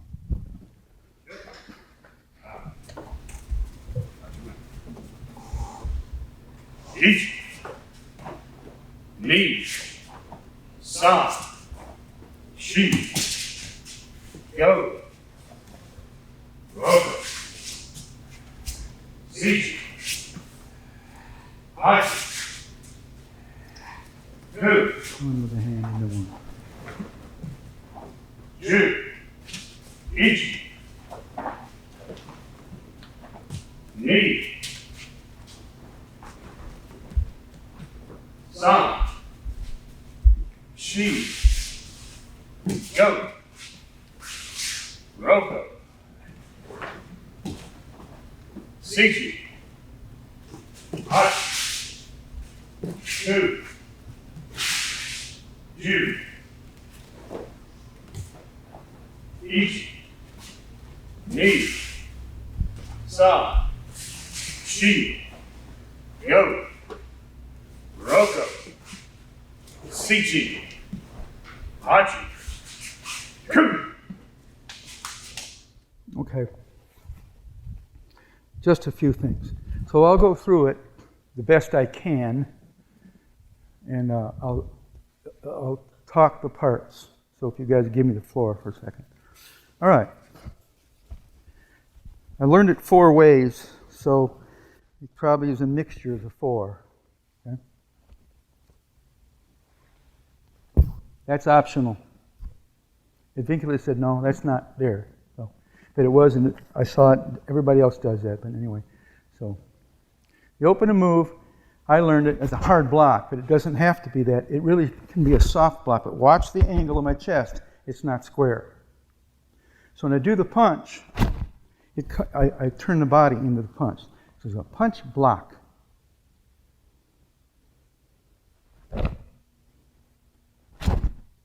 The upper blocks come right from where my hands are. I don't rear back, wind up, and block. You don't have time for that. So the block comes directly from where my hands are, there, and that's it. I look first, I step over, I gotta watch my left knee, it's pretty screwed up. I pivot and block. This shoulders are not square. They're at an angle. It says step forward, straight forward, and do this block. The shoulders are again canted. So when I pull, I'm just not pulling with my arm. That won't work. I'm pulling with my hips. Block. This comes down a little. Otherwise it won't block too well. If he punches me with that hand and I just do this, it'll go away. But if I do that, I can get him. Okay? So it has a little downward component to it. Pull with the hips. If you try and pull with your arm, you won't be able to do it. When I look over here, my elbow protects my kidney on this side, and it looks wrong because you have your hands like this and everybody heads this way. This looks prettier, but it's not functional. That's the advincula way, the elbow. Of course, his body was only as wide as his arm, not like most of us, right? So he could put his hand there and it would cover his kidney. because he was little. But I'm not little. So. And in place, my feet step in place. Uezu had you step up and over here. Now, if he's punching me over there, I'm not walking over there to block it. You're not going to step over to block, but you would block in place. So when I get ready to turn that way, my hand, and I look. I'm in place. Now, Kennedy and everybody from Shreveport have some kind of weird, what I call the Shreveport shuffle going on. I don't know what they do, but they do something strange there that I can't exactly tell you what it is. But as that back foot comes into play, that arm blocks same time. I don't stop and then block. Double punch with a block after. Front kick, punch, block. Right here. And look. I'm in place. Punch, punch, kick, punch, block. In place, block. Punch, punch, kick, punch. Now, from this one, I'm going to rotate from Seisan into Shikodachi. By turning this out and bend my knees over my toes, my hips go down. As I do that, my block comes across, and it's got to be a fist higher than my shoulder. And the reason for this is, come over here, Jordan. If he's punching me behind me, just put your punch in the middle of my back. And I turn and I block like that, it's still in my head. So it's got to be higher when you drop yourself down. If he was punching me in the face, I'm all set. But if he was punching my body, when I turn around and block this way, I'm going to miss it. That was in advinculus. It's just got to be a little higher, about a fist higher. Thank you. A little higher. I look first, watch this hand. It doesn't do a trail over here. I see it, everybody does it. It doesn't make a roundabout trail. It goes directly to the side. This is a useful thing. If he grabs my hand, it's very dangerous, right? I'm going to bring it to my side with the haraken. Boom, hit him on the base of the thumb. Look what it did. I barely touched him, and he knew it was coming, didn't like it. So I moved his face over where I wanted it. Bink, boom, right? Lock, look, right over. No trail hand. And as you're at a 45-degree angle, you're going to step out and angle Seisan. As you step, you're going to back fist. Now I learned this 4 ways too. First way I learned it, block, hit. And I see people coming up to here and hitting. And other things in there. But really, it's just a direct, watch the Shimabuku tapes, it's just direct back fist from here to the face, bang. Now the hit has to arrive slightly before the foot. You don't want to step, stop, and then just use your little arm. So this thing comes out, boom! And I'm still traveling. My body, which is just under 200 pounds, is still traveling in its direction. And if I put my hand, let me put it on Hemi small. If I put my hand on, that doesn't scare you, but if I pick up half my body, look at that.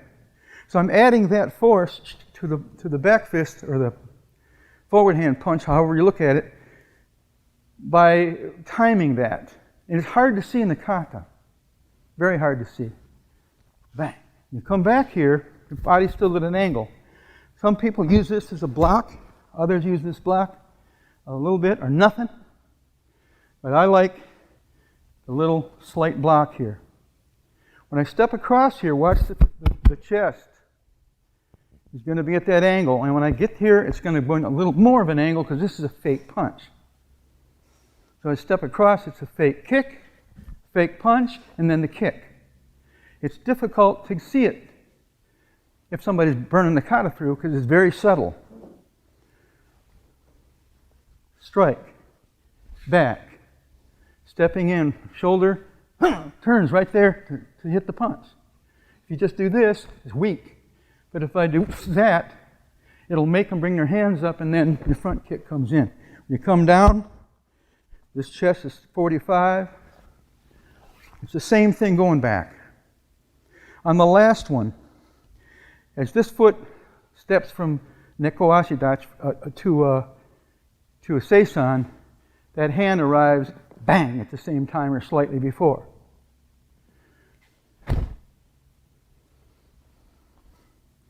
Then this looks like a block, and it could be, but it's probably more a strike to the groin using this part to cup the whole groin and hit it. Because when you hit them in the nose, they're going to do this, and their groin's going to be prominent, boom, and then punch. And this is maybe a back fist, it could be a block. Uezu like to show it as a arm break, but it's very hard to do, especially when he's riddling your face with the other hand. So I don't like it like that. It's more he punched and did this, more likely. Or I hit him with it, could be anything. So the last one, back fist, block, punch, block, open hand block, number 7, front kick, punch, hands come directly here. They don't do this. They could, but why?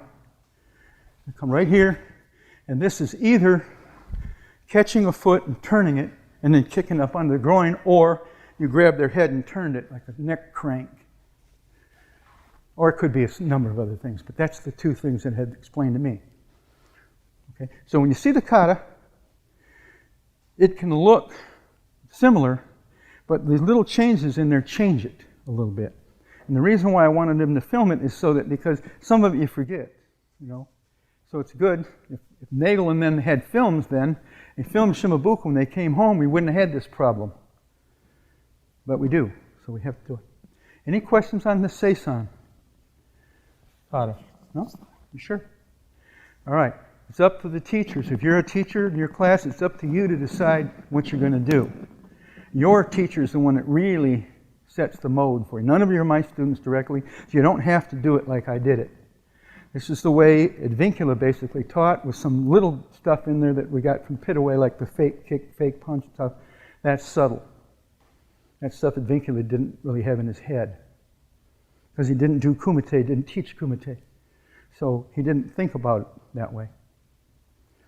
No question on that one? All right, let's have you guys do Seiuchin then. For me, same way, same configuration. Stay together.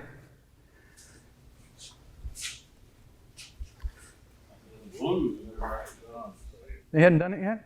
Oh. Well, give me more. We don't start any katas. We start Seisan at Deceptive for Greenbelt. Good. And so they haven't got through it yet. Okay, so, Seiuchin you mean? Well, I mean, we start Seisan at your Greenbelt test. You have to go Seisan to get your Greenbelt. Okay. And then Seiuchin is next, but they haven't got there yet. Okay, well they don't have to do it then. You guys can pull back. And let me have you slightly behind Jose so you can follow him, okay? Now, when you're going that direction, you follow him. When you're going this way and that way, you watch him, okay? Seiuchin, you call the count. You want to do it on the count? Yes. Each.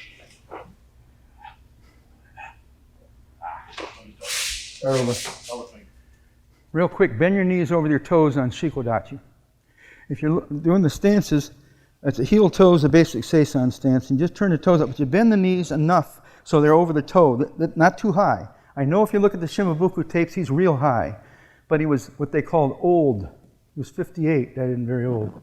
But that's how old he was, and he probably didn't feel like getting down low. But you guys are not 58, so you push your hips down in there, get the knees over the toes. That's the only thing I saw there. Go ahead and start over.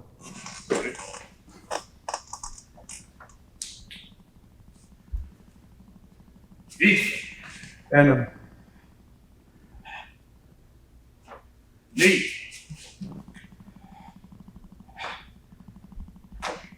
San. Shi. Yo. Roke. Sichi. Hachi. Ku. Ju. Ichi. Ni. San. Shi. Go. Roke. Sichi. Hachi. Ku. Ju. Ichi. Ni. San. Shi. Go. Roko. Sichi. Okay. You get off a little bit on that one. Do it 10 times a day till I come back. Okay, not much, a little bit. Let's just do this. So Seiuchin, the Goju Kata, and so when I'm doing this for myself, I do it at an angle to take pressure off my low back, but everybody else, no. You're correct here. Make sure that those bend down. This is not easy. This is going to really strain you. This first move comes up and we look into here. Snap. This is pretty much parallel to the ground. This is palm up. Not this way, palm up. And for practical use, I don't think this hurts anybody. This will. So a slight upward angle's on okay on that, right? And same thing the second time. I got to watch that pivoting on that knee, so I got to watch it, all right?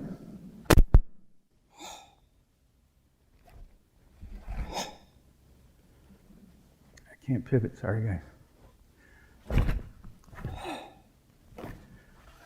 Hit, shift.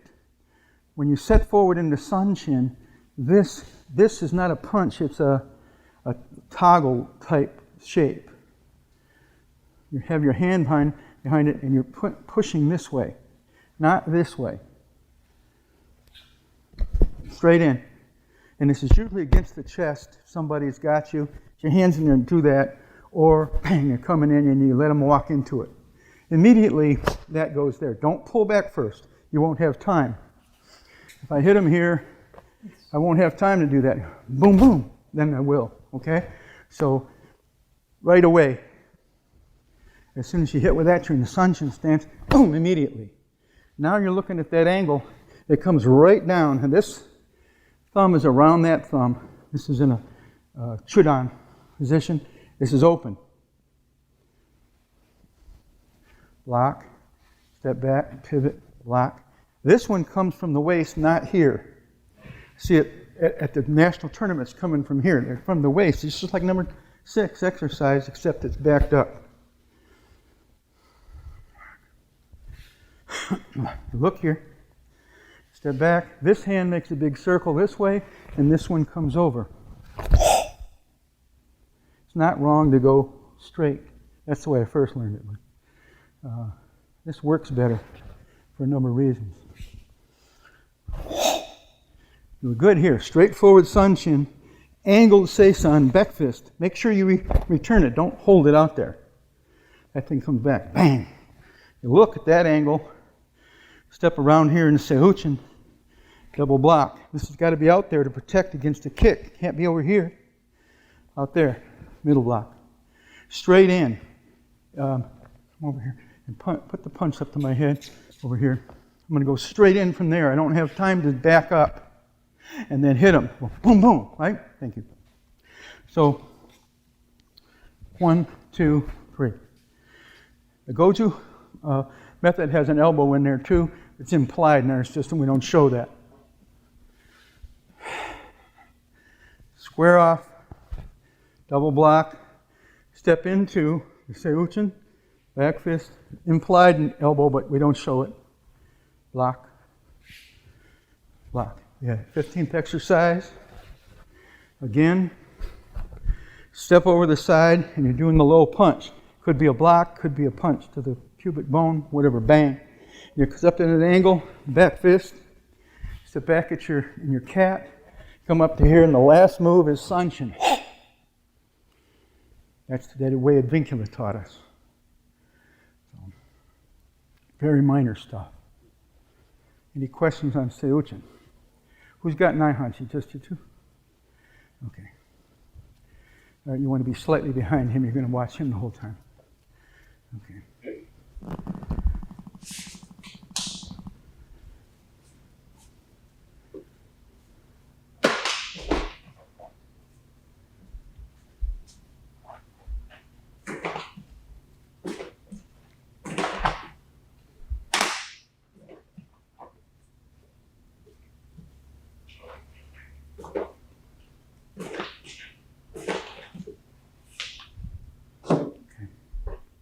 Pretty much the way I'm doing it.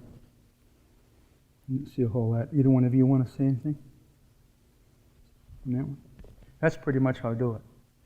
I do certain things for my own use, but not to teach other people, because I don't want to teach them my little thing I do for me. That's not exactly correct.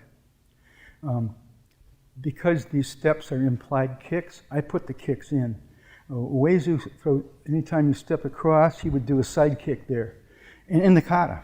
And everybody knew that was wrong, but everybody did it anyway, because master's son-in-law, right? But we never taught the side kicks, and we just showed that could be the bunkai for it. So I'm going to show you, what you're doing is the way I do the kata, so there's nothing different there. But this step over, I would do an actual cross kick. And then bring this baby up, do the side kick. This knee's gone, so. And then stomp. All the same thing here. This would come up, side kick, stomp. And that was for me. That was just to work my hips a little bit. And now I can't do it at all. You see my balance is goofed up. But I don't see any real change there. The best technique in here, and maybe the best technique in Isshinryu, is the side punch. And everybody does this different. I see when I first learned it, we brought it here, and then shot it out. Then they said, no, it's a back fist. Both wrong. It's halfway. It's a back fist that turns into punch at the end. Okay? Now, if I also add that to it, you see what happens? So in the kata, we do this and then this. But in reality, it'll be like that. It'll add that little drop into the end of my punch. And I have nothing else to do. Boom, I just do that because it's real fast. And it has lots of power in a very short period of distance. If you punch me with that arm and I go, oh my God, boom, I can shoot it right from there. Same way. Doesn't have to be from here. It can be right here. Oh, shoot, I didn't see that. Oh, I bet he didn't see that. You guys do want to see anything? Okay. Yeah, question. I'll down in the house. Sure. When we get to here, and get to here, like, I never This understood stuff that. in here Yeah, I could be never all kinds of stuff. Could be you punch here, and then punch low, bang, right? Or it could be inside, you punch there, the other one comes in low, up inside. This could be this type of thing, pulling down, pulling up. Okay. You know? This, across both in Seiuchin and in Naihanchi, could be this. Okay? Doesn't have to be a nukite. It could be a roll. See how it does? It works. So, especially across the back of here, if you push it, it'll roll over. So in the katas, when you see that, it could be that grappling move, but it could be also this.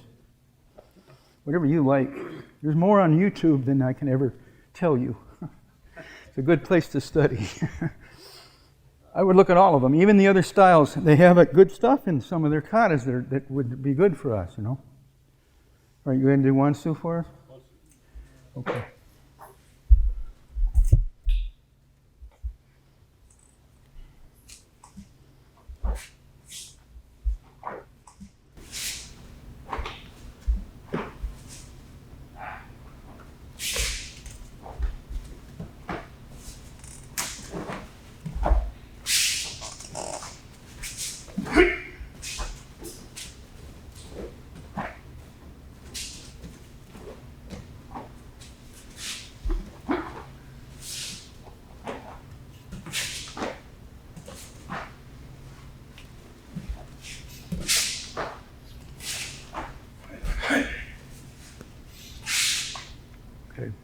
There's a couple things in there that are a little different. So, again, I can't do the kicks. I'll do the best I can with what I got. Okay? All right, Wansu.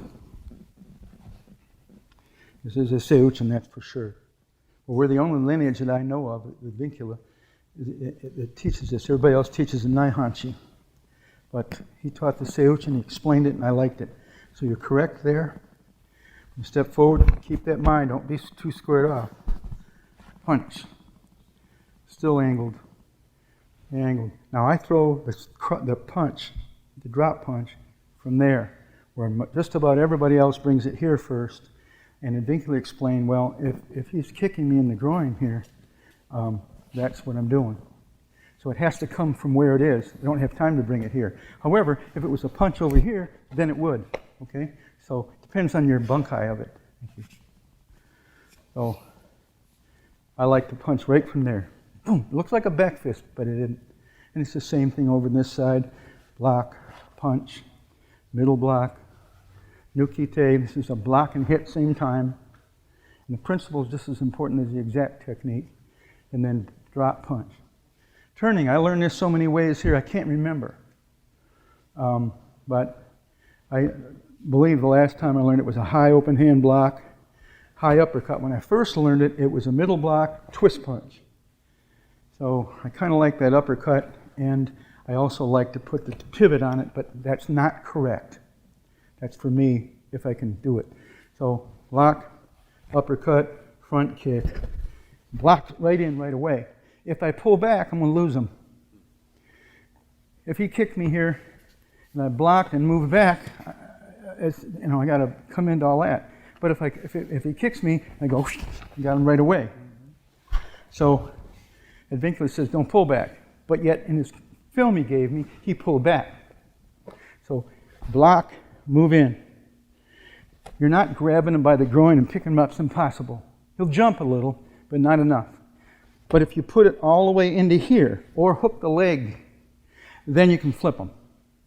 It would be impossible to pick up somebody my weight by the groin. Not going to happen. It looks like you're doing that, but you can't. So it's going to be deeper than that, either way under or hooking the leg, more likely the leg. Throw them. You won't get to throw them all the way to here, like the kata, but you get to flip them right there. So do this, and look to the rear, watch my feet. This is where the Shreveport shuffle comes in. You just step in place. Uezu did this. Step way over here to block something. It doesn't make any sense. I don't know what Harvey and them do, some kind of little hoppity ass thing. I don't know what it is. So anyway, I don't like it. Right in place, this hand comes up, overhand block. It's not like number 7. It's this kind of cover block. Knee, punch, shift. In place. Knee, shift. So I'm standing at the bus stop. Somebody does something, I'm going to angle them, punch, punch. So stylistically, I'm standing like nobody stands in the bus like this. But you are in the kata because it's formalized. Same thing here. Now, look to the side. Watch the Shimabuku films. It's a side thrust kick. You step away from the person and side thrust kick them. Everybody else on earth does a snap kick. I asked Advincula, what kind of kick is it? He says, side kick. I said, what kind of side kick? He says, any kind of side kick. So that was his answer. Same thing over here. It's a side thrusting kick. And the reason I say side thrusting kick, that's why I'm reading it on Shimabuku tapes. Plus, we have a side snap kick in Su for sure. So here we have a different kick. I like it like that. What you guys decide to do in your own dojo, I don't care. You make up your own mind. I don't have direct students, so it doesn't matter. All right, this, you're going to come in there and hit. Shift. This kick doesn't have a block or a back fist in it. It's just a kick from here. Kick. Now, we used to fake it and then kick it. And the reason we did that, you have a cup on? No. Anybody have a cup on in case I miss? Nobody? Okay, come on. All right, come over here. All right, you be my... Let me have you over here. All right, so I'm right foot forward. So here's what it is. I'm going to go like that, so he'll block. And then I'm going to kick right through his guard. Once it's down there, it's no good. So when it's up here, he can still block me. But once it's down there, I'll kick right through his hands. So it's boom, boom. See what I mean? But in the kata, you don't have to show that kick like that. All you have to do is just do the shobagiri. You don't have to go 1, 2, but that's how it's operated. And this, double shuto, angle, cover guard. Now, so there are a few little things in that one. Any questions for you? Anything? You said that's not a... That's not in there. That's in Kuzanko. That's not in that kata. Well, it doesn't matter, because believe me, there's people all over the country do them way, way, way different than we do. And they're all right, so to speak, because the teacher told them to do it that way. I don't think your teacher did. You made a mistake. But we all make mistakes. That's why I don't teach weaponry, because I got so many mistakes in there. I don't want anybody to call me out, in public. Is there any questions on one, Sue? Anybody doing Shinto? Well, he's got everything set. Okay, well, all right. Slow down on Shinto so we can see what's going on there.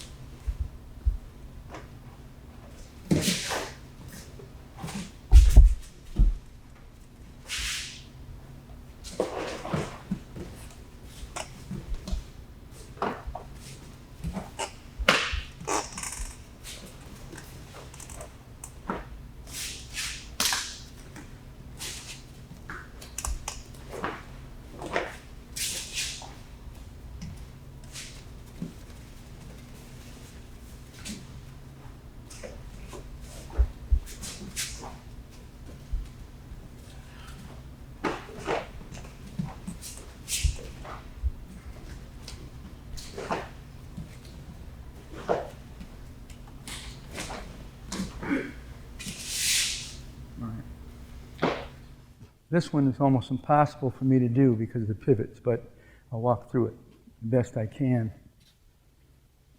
It blows my knee away to do it. All right. You look first, it's all at a 45. Shift away. If you do the whole kata without the hands, you'll see that it's all breaking focus. So if you had your punch right here, all I have to do is do that and it's no good. So it might give me a little, but nothing. That's not going to sink in. The whole kata is full of that. Right. So I'm looking, and something comes, and I'm coming away from it. So if I miss block and it hits me, I'm kind of moving away like a catcher catches something. And you don't do like this to catch the fastball; it will hurt. Right?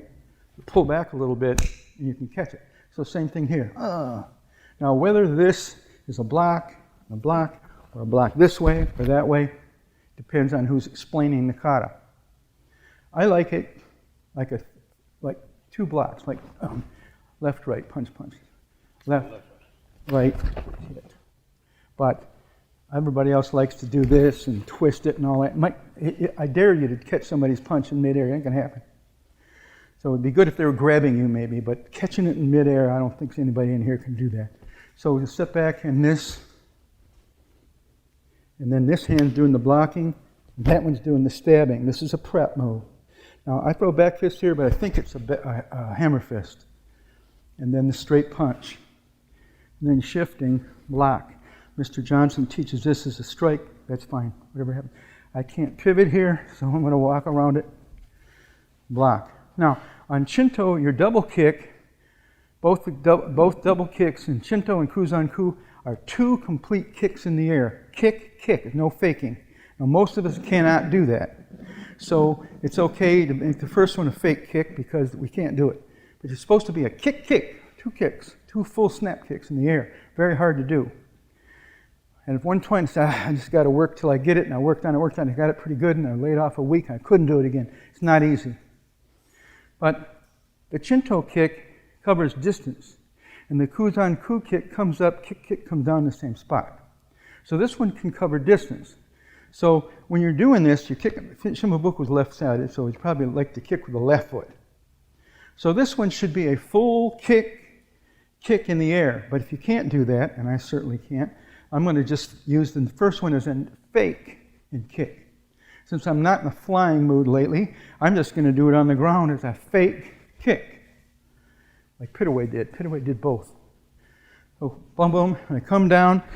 You're in the kata. Your feet are going to face front and rear, but your activity is going to be at the angle. So you're not square here. Block. This block is not this. Kick me. It's not that. It's this with that behind it. So kick again, like this. Okay? Now on. So it comes down there, boom, that focuses. You have another one. You turn this elbow's a block. Block. And another one of those punch block things. This elbow, now I got the kata going wrong in my head a minute. I have taught this to about 4 people, so I have to remember how to teach this stupid thing. Okay, so I come off of this, boom. Oh, I'm sorry, punch, right? So I messed up. Block, hit. So somebody's punching me here, I'm blocking it, so boom, boom, right? So it's a punch, hit, guard. Then I step back to, this is a preparatory move, but it could be a throw. So as I come around from this is the first one, is a hayotochi to the head. I'm going to hit you, and if you duck, then I hit you like that, and then like this, right? So the guard, then back. This could be a move, but mostly it's preparatory. To get your guard up, I'm going to take the guard out. Bang, bang. This is a throw. Oh, here, right? Then punch comes, and I'm going to set in sanshin and break the arm. Then I got another guy coming here. The first kick comes, and I'm going to throw it with a reinforced tetsui.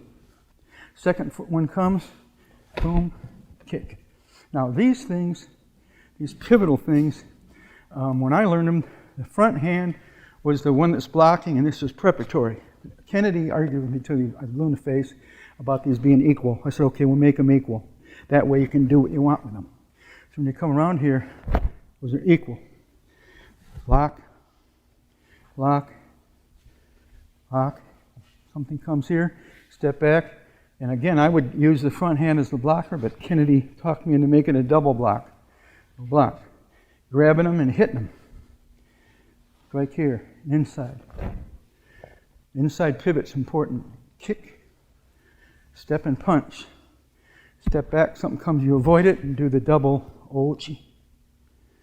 Another kick comes from here, kick, block, uppercut, kick, go down on the knee, and you just come back here momentarily. So I don't think I skipped something, and I could have, because I don't teach this very often at all. And then when I start talking, I forget where I'm in Kata. Did I miss something in there? No. Anything? Question? Okay. Kuzanku. I thought maybe I got off on the wrong thing. I fixed it.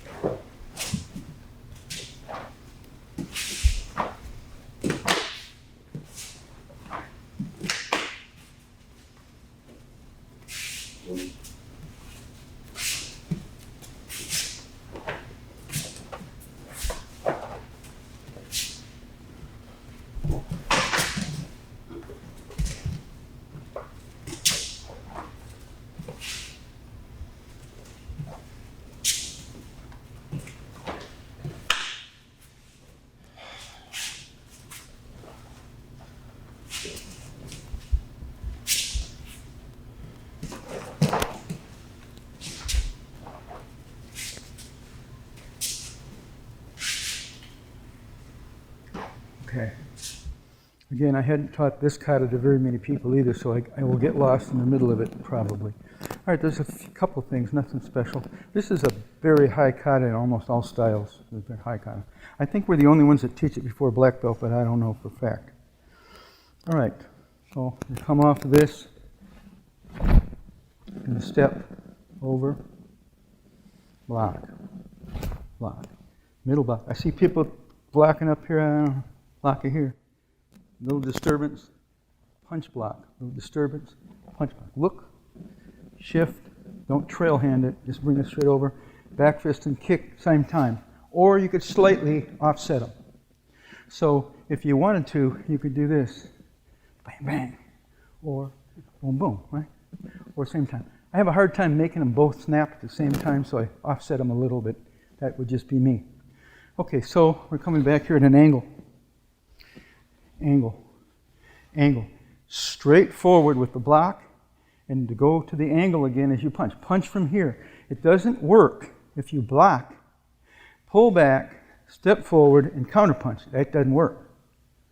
So if you're straight forward, you're going to punch right from here, and the hand closes as you punch, and you hit that angle. Bang. If you're straight forward, punch with this one, and straight forward, and I pull back here, that's a lot of time. You punch me out, right? But if I come right from here and I block it, bang, and go from there. And I'm going to shift my body so that I get that. It's not going to be straightforward because it's, no. So as I do that step, I'm going to step at the angle so I get more into it.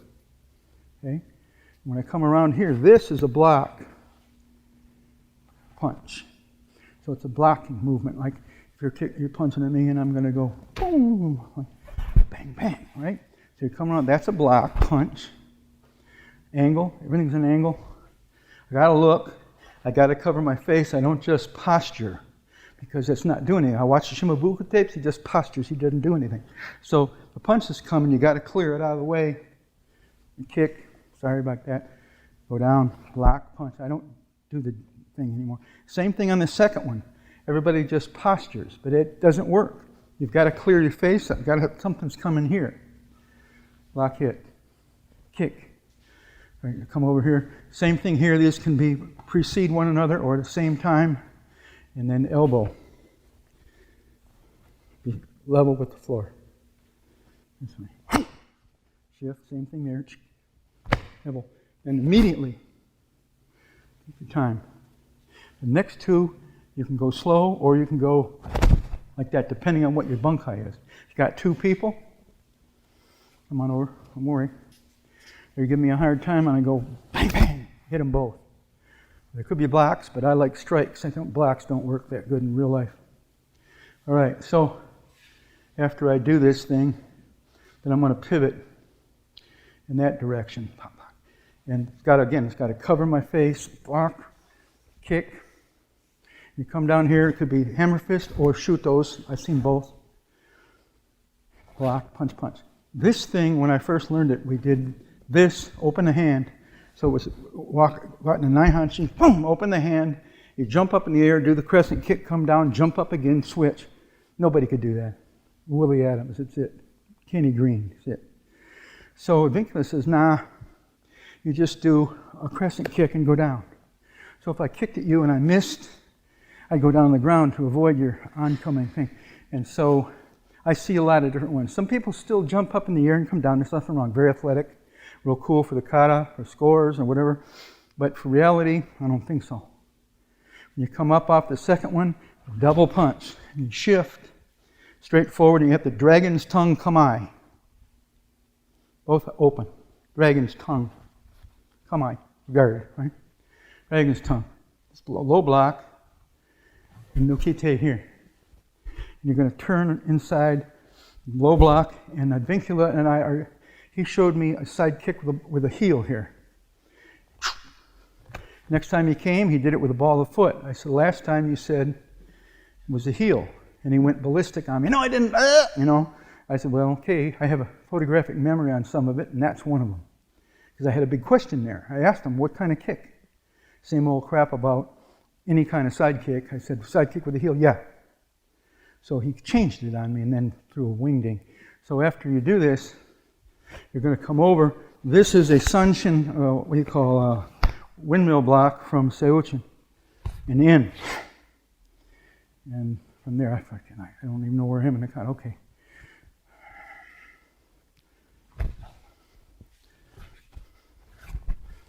Okay. Hammer fist, chop, chop. You have the punch block, and you have to switch your hands, otherwise they're on the wrong side. Switch your hands. This one you go up, kick, kick, and come down. You're not trying to cover distance like in Shinto. So come up, kick, kick, come down. If you can't kick, kick, then you knee and then kick. Come down again in your punch block, punch, punch. These are Shuto blocks, and we learn to go backwards so you end up in the same spot. Otherwise, you'll go way up ahead of where you started. And I notice everybody at the big tournaments, they all go forward. They end up in the grill of the judges. So we go backwards, but you guys make it your mind up. Any question on that one? a lot in there, huh? Okay, how about he doesn't have Suansu? He does. No, just you? All right. Take your time and just do that and see it.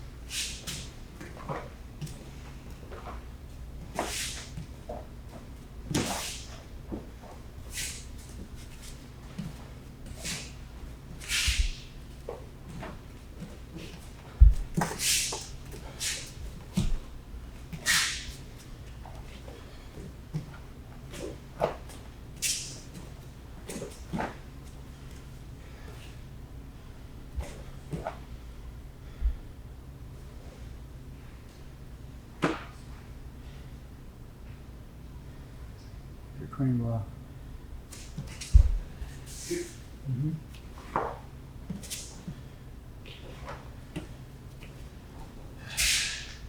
Okay.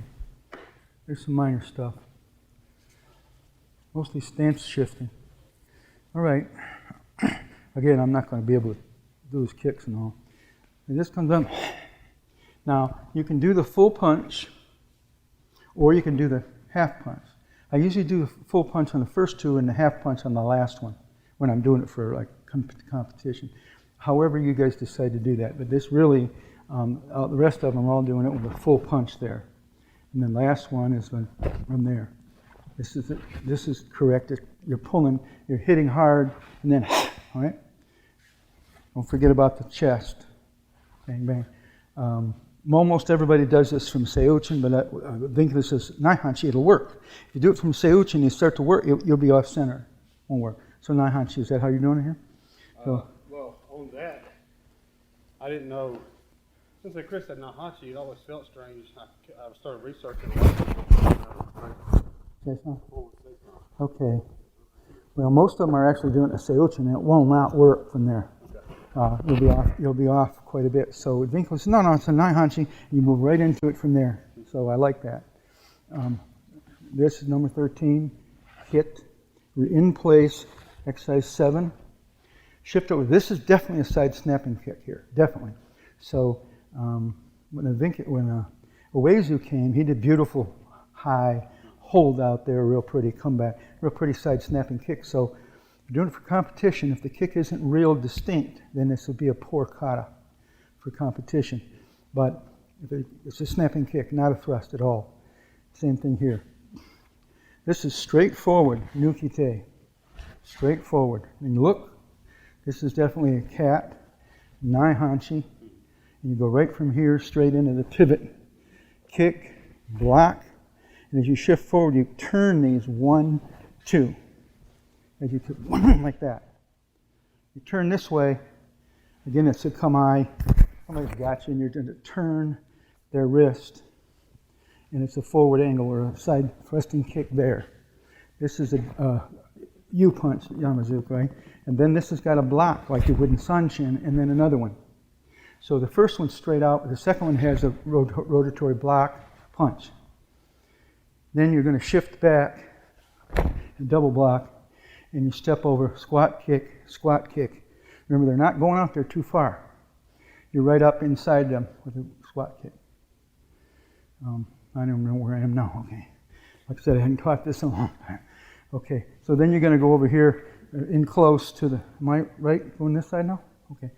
You're going to go in for the groin grab. You're going to pull, and it doesn't have to be the groin. It can be anything I get a hold of. And I'm going to pull him, and I'm going to come down with that elbow and shear strength, boom, and then wham, wham, or up here, depending on your, same thing over this way. This is coming in. And then you look. This takes the guard out. 1, 2, 3. Shifting, I don't know exactly what's correct. I like to shift, that adds power, and also if they're trying to get away. You have your kamae again, the dragon stone. This one, I don't know if there's a block here, I don't remember. So I'll be honest with you. It might be a block, I don't know. There's definitely a pickup block here. So if you got your guard up, I'm doing this, and I'm turning and hitting you in the spine. Boom, right? So I can't remember if there's a block here, I don't know. I'll be honest with you, I don't know.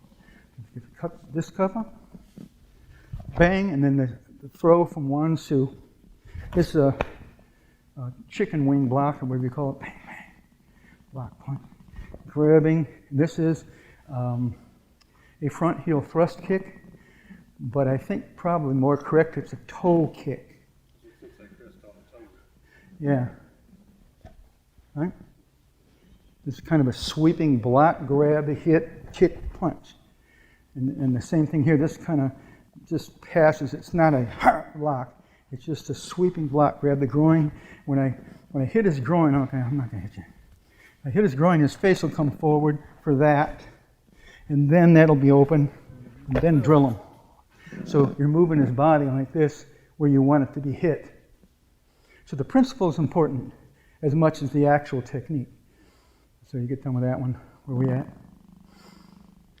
Oh. Then you have this one. Block, kick. And on the second one, because it used to be a kick from here, and then they changed it to here. So because I like to save stuff, I put the second one from here, and then go. So there's some minor stuff, but just go watch your feet. You have any other questions on there? No, yeah, actually, this was the head time I was going to ask. Either you turn around or here, you turn around and do that. I never knew what that was, but you answered that. And you're going around behind a person. Right, and I didn't know that. Yeah. All right. Who's your teacher, sir? Oh, okay. And what rank are you? Really? Not bad. No, I'm not going to ask anything then, but I'll ask you too. Is there anything that you wanted to say to them about these katas we just covered? Huh? Sure. I don't believe you, but go ahead. I mean, I know you do them slightly different. To be honest with you, when you look at them being done, they look very similar. But when you pick the little things apart, there might be some differences. Again, no big deal. It's the teacher decides how you're going to do it.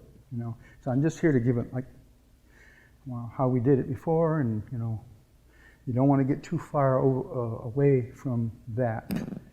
All right. How about Sanshin? You need anything on that?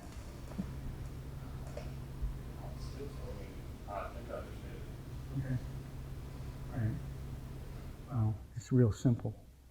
It's hard to get. It's easy to memorize it in 10 minutes, but to get it will take a couple of years to understand what's going on there. But if I ever teach it again regularly, then I'm going to teach this Sanshin first, and then take a long time before I ever touch Seisan. And I probably will only want Sanshin, Naihanshi, and Seisan for black belt. I think that's enough. Because after we get the black belt, some students, that's the first time they hit Su-and-Su. Others teach Su-and-Su before black belt. So they don't have much hand kata after that. So then the next thing is the weapons. And once they start with the weapons, a lot of times the karate dips down because they spend a lot of time on that stuff because it's more fun or whatever. They know that's the secret to the next rank. So they spend time on weaponry and they let the karate go away. Yeah, that's my experience. So I don't teach weaponry because I'm not any good at it, number one, and I'm not sure I'm doing it right. So I leave that to the people who study it intensely. And when I have people who are going up for different ranks of black belt, a lot of them they want to do their weapons katas. They go ahead. I don't care. I'm not going to flunk you if you mess them up. But they like to show that they know the whole thing. I'm a self-defense oriented person, so I don't really care about the weapons. But I know that most of you like it, so I don't really do that. I like to spend time on self-defense and kumite, because I think that's where you're learning the most about defending yourself. I just do. And I like kata for what it is, but you really got to study, you guys that are coming up, you got to study the kata intently or it's dancing. You got to know what all that stuff's for. You got to get with a partner and practice it. Otherwise, it really doesn't do you any good to defend yourself. It won't. You'd be better off to hit the bag, do some hard kumite with the gear, and practice grappling a little bit, and that would do you better in a street fight. You'd be surprised. You'd say, well, I don't know if I could actually use this. Yes, you can. I had a very bad thing happen to me in January, and it came out. And my stuff came out. And I didn't think that, I said, I don't know if I could really do such a thing in real life, like eyes and stuff, but it did come out. So hopefully you never need it. I hope you don't, because it is no fun. But if you do, you want it all the way out. You're going to hurt. You have to hurt somebody. You can't just go tink and expect them to stop. They won't. They'll keep going, even if you thumb their eye and stab them and everything. They'll keep going. So you have to watch it on the self-defense.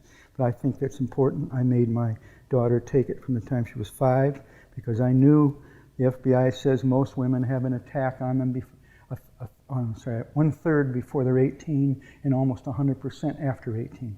So I go, well, that's a pretty high possibility that somebody's going to bother my kid. So she knows how to hurt people if she has to.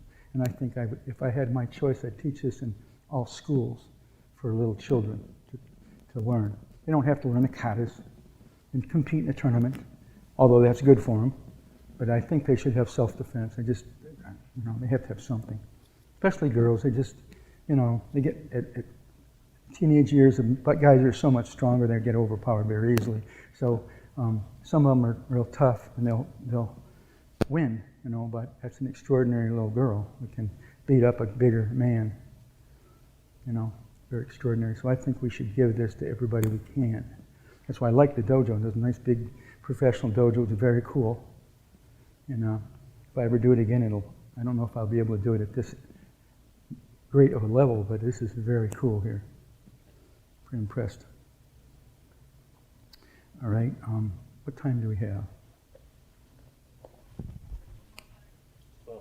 Oh, okay. Well, we're good then. Is there anything else that you wanted to specifically do?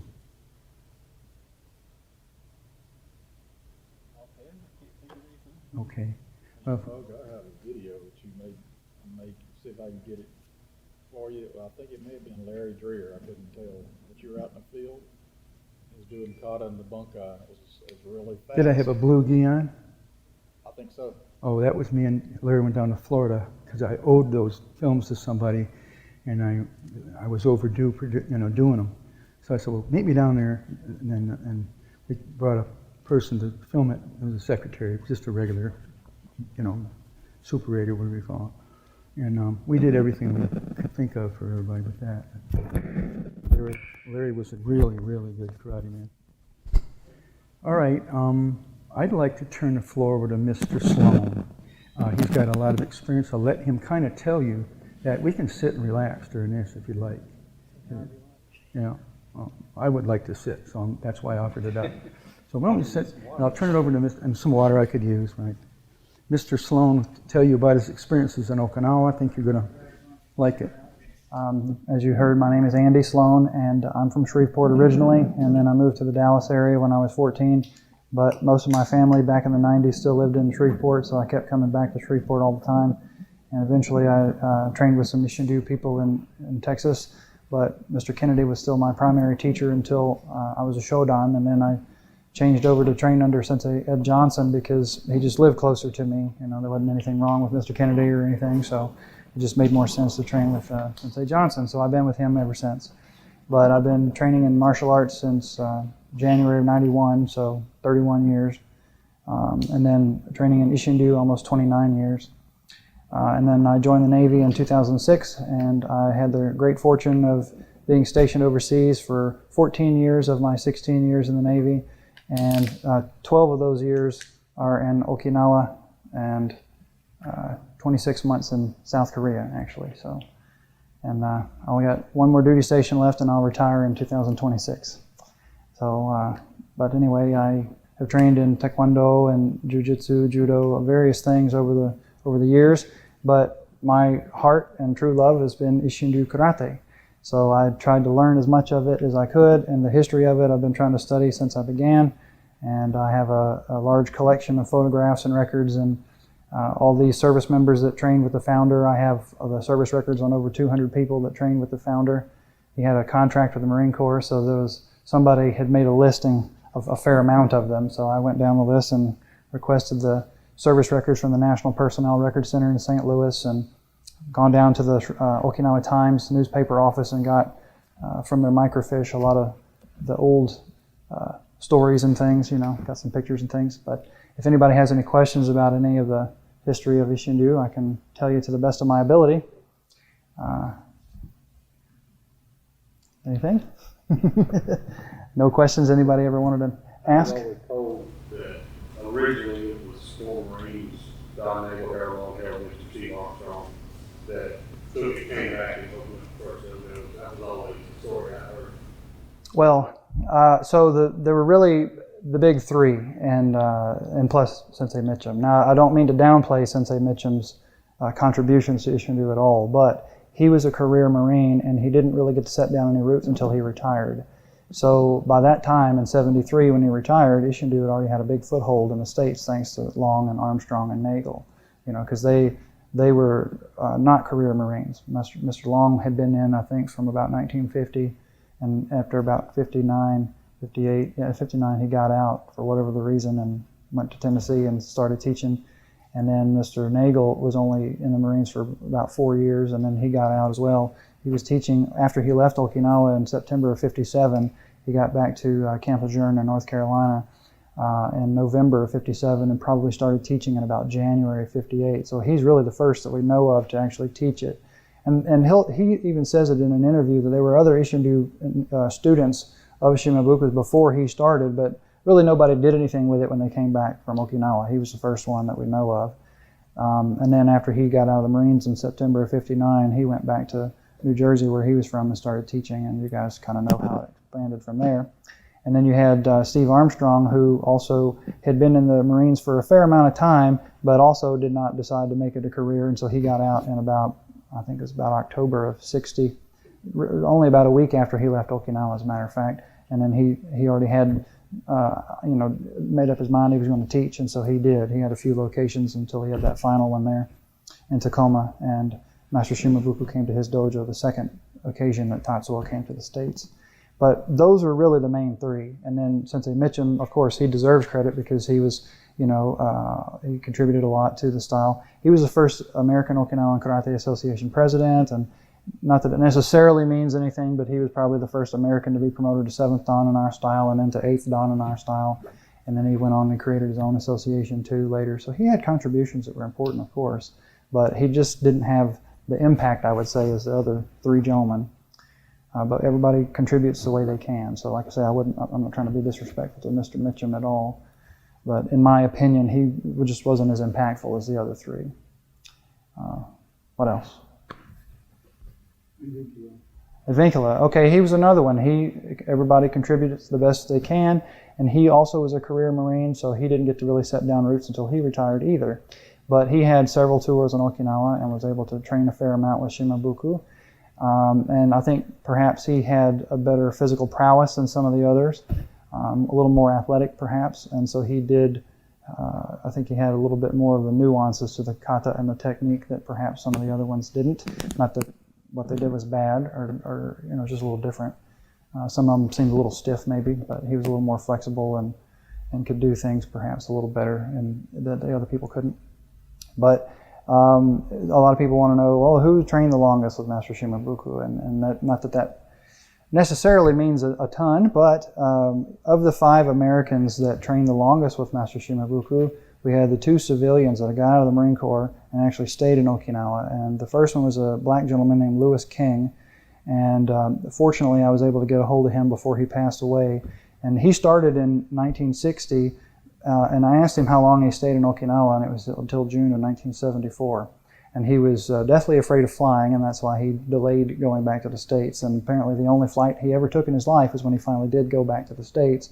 But when Bill Blond left in 1967, he said that Mr. King was still there, and I've got a photograph of King in the dojo at this other fellow's going away party, and that was in 1968. So Mr. King has about 8 years with Master Shimabuku. And Bill Blond is about 7 years. He was another one that stayed over there. And then he was in the Marines until, well, he got over there in about February of '58, but didn't start training with Tatsuo until about I think December of 59. So he had about 7 years with Tatsuo. And then you have Sensei Mitchum and Sensei Bartoshevitz, John Bartoshevitz. And those two gentlemen were both career Marines. But Mr. Bartoshevitz was the judo karate coordinator for some of the time. The last 2 years he was over there for his first tour. But he went to Vietnam, and then he went back to Okinawa, and then 2 or 3 different times he was over there. And then, of course, Advincula was the last one of the 5. So he had about just under 5 years, I think, in total. You know, again, it depends on how you calculate it. If you're saying that he was a student of Shimabuku's from 1958 till Master Shimabuku died, then sure, that's a longer period of time. But if you break it down and apply the same standard to everybody, where you really only count the time that they were actually there, you know, then you get a little bit of a different picture. And then you can kind of get nitpicky with it. And some people don't want to split hairs like that, but I think it kind of helps. But of course, the people that did train longer with the founder would have a little bit more of the puzzle, so to speak. So. You mentioned Gilson at the interview. Oh, Mr. Van Gilson. So Van Gilson, when he originally was stationed in Okinawa, he trained in Uechi-ryu with Kanye Uechi, and then he did a tour in Vietnam, and then when he came back to Okinawa after that, he was stationed up at Camp Hansen, which was only about 12 kilometers or something like that from the Agena Dojo, and so he trained with Tatsuo at that point. And then he liked that a lot better, and he got out of the Marine Corps, I think in about 1968, maybe it was early 69, I can't remember exactly, but he came back over as a civilian, and I don't know how much money he had, but he was trying to stretch his money and make it last as long as he could. And coincidentally, at about that same time, there was another fellow you may have heard of. His name is Bob Bremer, and he was down from Florida. And I was told that he had worked his way over on a merchant marine ship and had him drop him off in Okinawa. And so they were about the same age, I guess, and so they became friends. And they stretched their money, pooled it together, and stayed there longer, you know, as long as they could.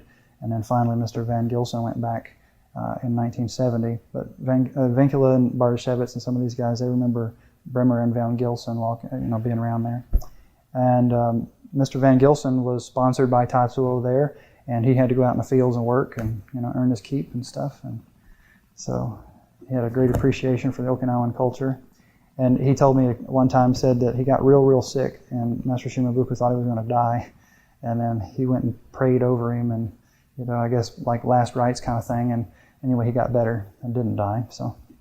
But anyway, so he said that Tatsuo told his younger son Shinsho to teach them everything. So Mr. Bremer and Mr. Van Gilson got a great crash course in it in the 13 months that they were there. I'm not sure how long Mr. Bremer ended up being there before Van Gilson showed up, but probably only a couple of months or a couple of weeks even. Don't know. And I think that was the only time. But Mr. Bremer was not in the service, to my understanding. He just went over there just because. There was a weightlifter guy also that was a friend of Harry Ackland's, and his name escapes me at the moment, but he just willy-nilly went to Okinawa. Didn't know any karate, and didn't know anything about Okinawan culture or language, and just went over there. And John Molinaro, that's his name. I think he was supposed to have been like Mr. Cleveland in 1965 or something like that, bodybuilder, and then had his weights there in the dojo. You probably heard the story of Vincula talk about the weightlifter had his weights in there and Kichiro moved the weights and made the guy mad. You never heard that story? Mm-hmm. Oh, yeah, that was one of the things. So, but anyway, yeah, that guy was there for a couple of months at least, and maybe even longer. I'm not 100% positive on how long he stayed over there. You know, it's kind of hard to keep track of the civilians that went over there, you know, because there's no records on them really. Bove was the third of 3 students that I'm aware of that had his own opportunity to go train with Master Shimabuku. So he trained with Nagel at Camp Lejeune and then went over to Okinawa in October of 1960. And the first guy was Clarence Ewing, and then the next one was Don Bohan, and then Ralph Bove. And actually, Sensei Johnson, you've probably heard that story. He told about Bove doing kata in the dojo. You never heard it? Well, so everybody probably knows that Master Nagel's forte was not really kata, it was fighting. And so anyway, Sensei Johnson said that when Bove came into the dojo, he had his letter of introduction from Nagel, and he happened to be in the dojo the same day that Bove came in. And he said that Master Shimabuku had him doing kata for him to check him out. And so he said the higher up in the kata that they got, the kind of more strange it started looking. And he said he was scratching his head trying to figure out what Bove was doing, and he looked over at Master Shimabuku, and Master Shimabuku was doing the same, scratching his head trying to figure out what Bove was doing. And then he said that Tatsuo looked at him and laughed and said, Nagel forgetto. Nagel's getting kind of crazy on the katas there. But anyway, so yeah, Bove was over there until about October of 61. And then he went back to the States. And even though I think he was from the Gainesville, Florida area, but he moved to Miami. And then he was not there very long, only a few months. And then he decided he'd join the service again. But he got into the Army this next time around. And he actually went to OCS and became an officer. And he retired from the Army in 1977, I think it was, or 78. And he didn't live very much longer after that. I think he died in about 1982 or 83, and he was only in his 40s. He was not very old. But yeah, when I talked to Gary Baker, who had also been in Okinawa 58, 59, or 59, 60, something like that, and he told me, he said that Bove turned over all his students to him when Bove decided he'd go back into the Army. So I kind of was able to piece together some of that Isshinryu lineage in Florida, how that all started. And then you had Millage Murphy came out of that group in about 65 or something like that, about the same time we were getting started. Anything else? Oh, I'm sorry, hold on. Yes, sir. I always wondered, was Armstrong a tall guy or average? He was about my height, maybe slightly taller. Okay. Yeah, and people remembered him. I talked to a few people, and they remembered him coming in his judo uniform, because he trained in judo also. I got to learn Isshinryu basics under Lloyd, but I was always told I was too tall or something by the background of my Taekwondo background to study Isshinryu. But I've always admired it, and it's just been a wonderful art to kind of come back and. Sure. And I remember Bill Pogue from long. He probably doesn't even remember, but I thought he was in El Dorado long ago for a short period. And we were told to not go up there. It's strange. That's funny now, but and it was called Budokan. It wasn't called Taekwondo back then, but I'll never forget a Shiai or get together from Bill's school and our school, and they knew things that. Well, it was spin off of Joe Weeks. I was under Frank Pope. Yeah. Anyway, those Isshinryu boys could do skips, fakes. I don't know what this hand slap. I saw it all today, and we were just never taught that in Tong Sudo. And in 2244 time, it seemed like we do everything slower. But I just thought they were great skipping fighters, fought from the side. And anyway, Tong Sudo people didn't invite them back anymore. It was embarrassing to our little school. But I've grown to have great friends, Billy Foster. I just made a point to get to know some black belts and brown belts in Isshinryu. Why don't you get back into it? It's been a great thing. You should get back into training. It's never too late. Well, hey, I'm like Bill. I'm 66. So? I've got the heart and the desire, but I'm just older. Well, that's what it takes, is the heart and the desire. Well, That's one of the great things about martial arts in general, is that you start however you are, and you just improve. You don't have to be automatically flexible. I was going to ask you, are you just natural with your, I noticed that you're a holder of kicks too. Do you practice harder at stretching and things than most guys, or you just have some gift? I have a lot of natural ability, I'll have to say, but I've also worked on my flexibility too over the years and stuff. It's been very difficult. I'm just a stiff in this region here person. Well, and but for karate training, whatever style, doesn't matter. If you want to be able to kick well, you have to have loose hips and hamstrings. So really work on the hips and the hamstrings, getting those flexible. That's my estimation. But yeah, you can start however. No, and this black belt here, it's been Brian's a great guy. He will answer questions. Sure. And I appreciate it. No problem. But I've trained in different arts and Sensei, did you ever have any more people do the jiu-jitsu thing? Oh. No, it's not exactly cheap, but like Mr. Charles was saying, you're going for nothing to Shodan, so that is a little pricey to do that. But yeah, I thought that was a great thing you did, and I'm sorry not more people have done that. And you, by going through it, helped them a lot to help them, because you went through it and you knew the process. And I made the checklist and everything. It helped a lot. Yeah.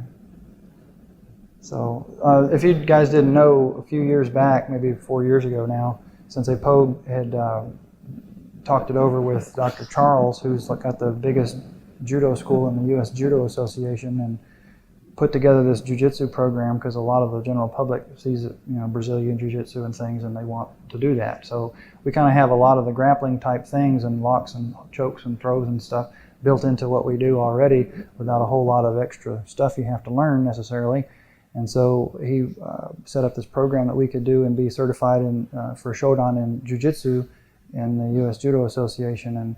And he hadn't got his certified rank examiner qualification just yet before I was able to do mine. And so Dr. Charles evaluated me, directly, but I was the first one to go through it after Sensei Pogue was. So I got Shodan in jiu-jitsu also. So. That was a good program because they looked at Isshinryu as a little different than most styles in that it already had jiu-jitsu built into it in the Bunkai and so forth, and in Tatsu's Kumite, the Secret Scroll. In fact, his brother Eizo had taken that and developed his own jiu-jitsu style, Toyo, on Okinawa, and I had films of that. I go, man, it's all familiar. And at first, I'm a life member of USJA, and they had this jiu-jitsu program a long time ago, and I ordered the little booklet. And I looked through what they wanted for Shodan. I'm going, this is basic, and it'll get somebody hurt. It was ridiculous stuff. And so when I revisited it, when we did this thing, he said, oh, we've got a different manual now. It's $60. I'm going, it was a pamphlet before. So I sent him the money, and it was a nice book. You have it. And I looked through there. Well, this is something. We have to know all this? No, it's just merely a suggestion. Whatever you decide is going to be good. So they wanted you to send the films. So I sent films, and I said, okay, now do them on the other side. And then he said, you got too much of Sotogawa, and everything you do, you kick your feet out every time. Do you have any other throws in there? It's not judo. But we put some more throws in and whatever. And then we had to get paperwork for good touch, bad touch thing with the kids, and safety, first aid and different things. So I did all that, and then they gave me an extraordinarily high rank. And I called him and I said, this is too high, and all I need is enough to make to be able to promote somebody to black belt. He says, no, we felt like you were okay with that. And I said, one of the guys on the board had been to one of your seminars before and gave you a good recommendation. I don't know, ridiculously high. I figured this was fine. And I said, well, he just did that to get me booked. And so when the Navy Albert and Chuck wanted to test at the last minute when I went up north, because I tested the other guys, Tony Scott and his group, about 4 of them. And for Shodan, and I told Albert, I said, I'm not going to prove anything more than first down. So you need to go directly to Mr. Charles. Dr. Charles. With that, I think he made Albert a third down and Chuck me a second. Oh, cool. So, but I wasn't going to do that because I felt like what they didn't use a political rank, and I didn't want to use it. Sure. Let's see. But people are going to come when they will teach jiu-jitsu. If you say yes, the whole idea was to get real certification. Because jiu-jitsu is not what they see on TV with wrestling like that. Right. That isn't the only part. That's only a little piece. And everybody likes to see the qualifications hanging on the wall. You have the doctor, the lawyer, whatever, there's a degree, all that kind of stuff. There it is. So you can show it to them. I thought when we did that, we were the only style of karate that was approved for that. He told me later, well, no, the way you set it up, any style could do that. Oh, okay. So I thought it was just Isshinryu. Wow. Actually. A lot of them. Remember Brian Coleman? I think so. He's from Mississippi, one of the guys over there. He's actually a Verdo student. I don't think that he ever became one of Larry Rear's people. But he also had about a third down in judo under Dr. Charles. And he said that he had talked to Brian Coleman, because he knew me from way over. And he said, yeah, he knew you, and he's all good. I got a lot of good recommendations. Great. But that way, all the Isshinryu guys can have the opportunity to get ranked in Jiu-Jitsu. Not that tough.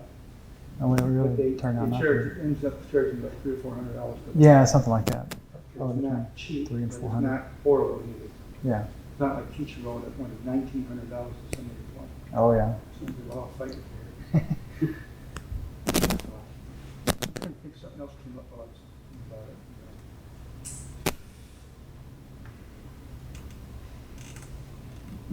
I think it was somebody's name. Somebody, I worked out with Armstrong. He was a pretty good guy. He was real nice, and he was big. He might have been taller than you, but he was twice your size. Yeah, he was a big guy. Really With big. big hands and arms.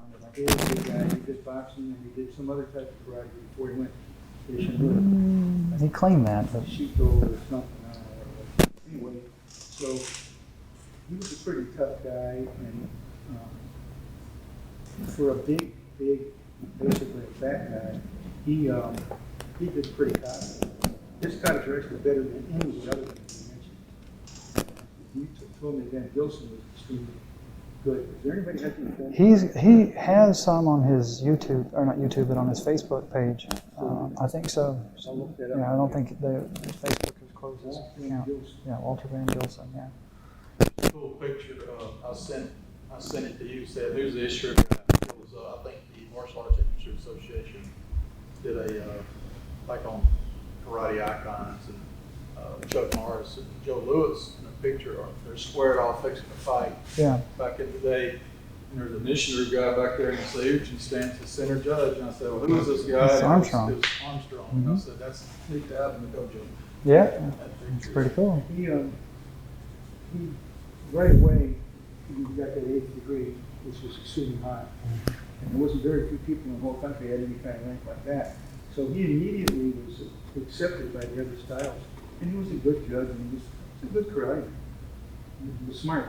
They really should have put him in charge of the American Okinawan Karate Association. But they didn't want him. They didn't have any business sense at all. And so they said, no, we outrank him. I said, no, nothing to do with it. He went the business guy up there. And he had a degree in business. They should have put him in there. But they voted him out. And it's too bad because he probably would have organized it much like triage for USA. It would have been very successful. Yeah, Mr. Armstrong used to go down to Texas and officiate at the tournaments in Dallas and different places. He was real well liked and well connected with Ed Parker and all those guys too, Alan Steen and Pat Burleson, and all those folks back in the day. 2 questions about the patch. Okay. One, AJ Binkley designed the original patch, is that true? And if, and is there any copy of that original patch? I knew we had some variations. So he did design the patch.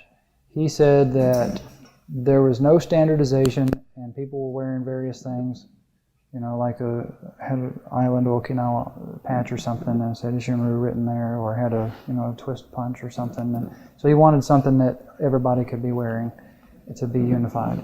And so he decided he'd design the patch. And he said he borrowed the picture that was already in Shimabuku's dojo, which Shimabuku had painted to his specifications in 1955. And so he borrowed the thing, and then his sister-in-law saw him drawing his left hand around it, but he put that image in the middle of the thing. But yeah, so why a lot of people don't want to believe him on that sort of thing, I'll never understand, because he's the one that designed it to know what the color of the border and the shape of the border are supposed to be.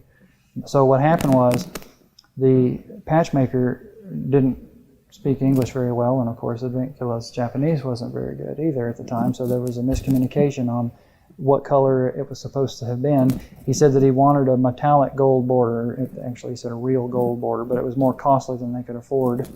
And so they said, well, just a golden color, I guess, like a goldenrod or something. And so anyway, the patch maker probably figured, well, you know, dumb Americans don't know the fist is supposed to be with the thumb on the side, and so they didn't put the thumb on the top. The patch maker put it off on the side, so it's kind of wider up here and kind of thinner down at the bottom. But of course, they were just happy to have them, and they didn't try to change them. And so really what happens is the longer the time went by, the fewer the people that were there at the time that happened, they weren't there anymore. So they didn't know that there were these mistakes. So the mistakes kept getting perpetuated there in Okinawa when they would make new batches. And so the second round of them, basically, it was changed from an orange border to a red border, and even the stars aren't even on it. So that was a mistake too. But eventually, when he got back to the States, he's gone all around the country talking about how it was supposed to be, because he's the one that designed it. But a lot of people, they don't want to believe anybody but an Okinawan. I said, yeah, but Master Uezu, he didn't start till later, and he wasn't around. I mean, he was around because he was dating Master Shimabuku's daughter, and he was married in about April of '58, but he wasn't training until late '62. I've got lots of people that said so. And, so he was aware of these things, but I don't think he actually ever quizzed his father-in-law as deeply as a lot of people think that he did, just assume that he did. And so they keep doing these cylindrical patches and stuff like that. But, it's the cylindrical shape, you still say that it's supposed to be the vertical fist, But what I did was, this is a patch that I had redesigned. I had a friend of mine who's a Photoshop guru, and he scanned the patch in, because I borrowed the actual painting from Uechi Sensei's dojo. Vincula actually gave him one that doesn't have his stamp on it. So I brought it to the base and had him scan it in, like really high quality, and I gave it to my buddy, and he put it in the Photoshop and did all the stuff I wanted to do with it. And we took out the fingernails, because if you actually have your hand in this position, you can't see the fingernails. You might see the thumbnail, but not the fingernails. And we gave her a more natural angle to her shoulder, and we fixed that thumb, because in the painting the thumb is here as opposed to here. And there's old photographs of Tatsuo making the vertical fist, and his thumb is here. So this is really what it's supposed to be, but the artist that painted it didn't get it quite right. So anyway, we fixed that, and we gave her a bit more of a neck, because she doesn't really have a neck in the painting. It's kind of scrunched down. So we gave her the neck and the 3 lines, which is a Buddhist design. And the elongated earlobes, of course, that's a Buddhist trait as well. But yeah, I was like, well, here we are in 2020 at the time. I was like, we don't really need cockeyed dragons and cartoony-looking goddesses, in my opinion. So I was like, we have the technology for the patch makers. We can do something really nice. And so I originally just had it for my students. And I used the exact color scheme as best as I could, except for the water. I did go with the blue water that was in the original patches that Vincula had made that came out in '61. But yes, he designed it. I know it's a long story, but I did go with the metallic gold border, how he originally wanted it. I do. I don't have any right now. I have to order some more, but if you guys want some of these patches, I can get you some. Well, thank you. I appreciate it. I just wanted to go, well, Sensei Johnson, we have kind of the old school Isshinryu theme to it, so I wanted to go back to the original. And it's the same size as the original patches. Actually, there's a guy down in Florida, Dana Whitney is his name. He actually sent me his old patch, and he was in Okinawa about 63, 64 time frame. And I didn't expect he would do that, so I was really surprised to get that. So I have that in my collection of things as well. But yeah, it's probably from the second batch, but it's still one of the original patches from Okinawa there, from the early days. Similar, but when I got Mike Lovell helped get me ready for Shogun, so he took his T-top off and gave it to me. He had a T-top got wore out, but I kept that patch. So it's glass case, because that was Gary's, one of Gary's patches from Utah. Well, some people have added 2 additional stars to it, and it's not really necessary to do that. The stars are to collectively recognize Master Shimabuku's teachers. It's not necessarily this star is this fella and this star is this fella, and so on. But anyway, some people add a star for Master Shimabuku, but yeah, he's represented by the dragon. We don't need to have that. And then some people add the other star for Shinken Taira, the weapons guy. Say, yeah, but he wasn't training with Taira when he created Isshinryu. That was later. So, but it's okay. I mean, I'm not really one for changing the design. I just tried to keep it the original design. And in the original story of Isshinryu, they mentioned Yabiku wrote it, but he didn't really train with him, did he? No. So Yabiku moved up to mainland Japan when Tatsuo was about 3 and never came back. So it was not possible. How did he get into our... So Armstrong, I think, was mistaken. Some of that stuff Armstrong got... it's hard to know how every little bit got twisted, but I think it was Armstrong had heard that or thought that or something. But yeah, Tatsuo didn't study with Yabiku. Was there a time when he was moved to the Philippines and worked over there for a while? Right. As I understand it, Tatsuo, like a lot of Okinawans did, because Okinawa still is the poorest prefecture of Japan, and there was a lot of Okinawans that migrated to different places, Tinian, Saipan, and the Philippines, and Formosa or Taiwan, and some of them went to Argentina and South America and different places, and some went to mainland Japan, of course. But Tatsuo went to the Philippines in about maybe the spring or summer of 1939, and then didn't come back until 1941. And so I think that the reason he came back is because his father was either sick and was about to die or had died, and that's what brought him back. But he came back about mid-41, thereabouts. Do you think he studied any Filipino stuff? I really don't know. It's possible, I suppose, but I guess it was probably Armstrong's boy who said he had a profound knowledge of Kung Fu, but I didn't see that. yeah, Vincula said he addressed that because, you know, Armstrong had written that article with those other two guys that were in that Action Karate magazine in 1969. I think that's what you're talking about there. And he took that back to Okinawa and asked Tatsuo about it, and he said, no, he never studied any Kung Fu or Chinese martial arts. So I don't know where Armstrong got that. So when is your historical book on Isshinryu going to come out? You know? Well, I'm hoping to do it next year. Are you? Yeah, to coincide with my 30th year in Isshinryu. So we'll see how I can get it done. As a matter of fact, when I'm going back to Okinawa on Monday, we'll get there on Tuesday evening, and then Wednesday, Thursday, Friday, I'm supposed to be doing the pictures for the book. So hoping I can get it all done by next year. Have a publishing house so that it's going to be more cost. No, I'm going to do it through probably Lulu, something like that, and publish it on my own. You have to put up a fair amount of money up front, but I can get it back, I think. My secretary's husband is an amateur herpetologist, snake pack. In fact, they have a pet rescue. It's about as big as this thing on the property. And he wrote a book on, I guess it was Louisiana snakes. It's a real nice book. In fact, several colleges use it as their text. Oh. And he did it all, including the design of the cover and the texture of the cover is almost a velvety type of lithograph. And I thought, man, that would be a cool.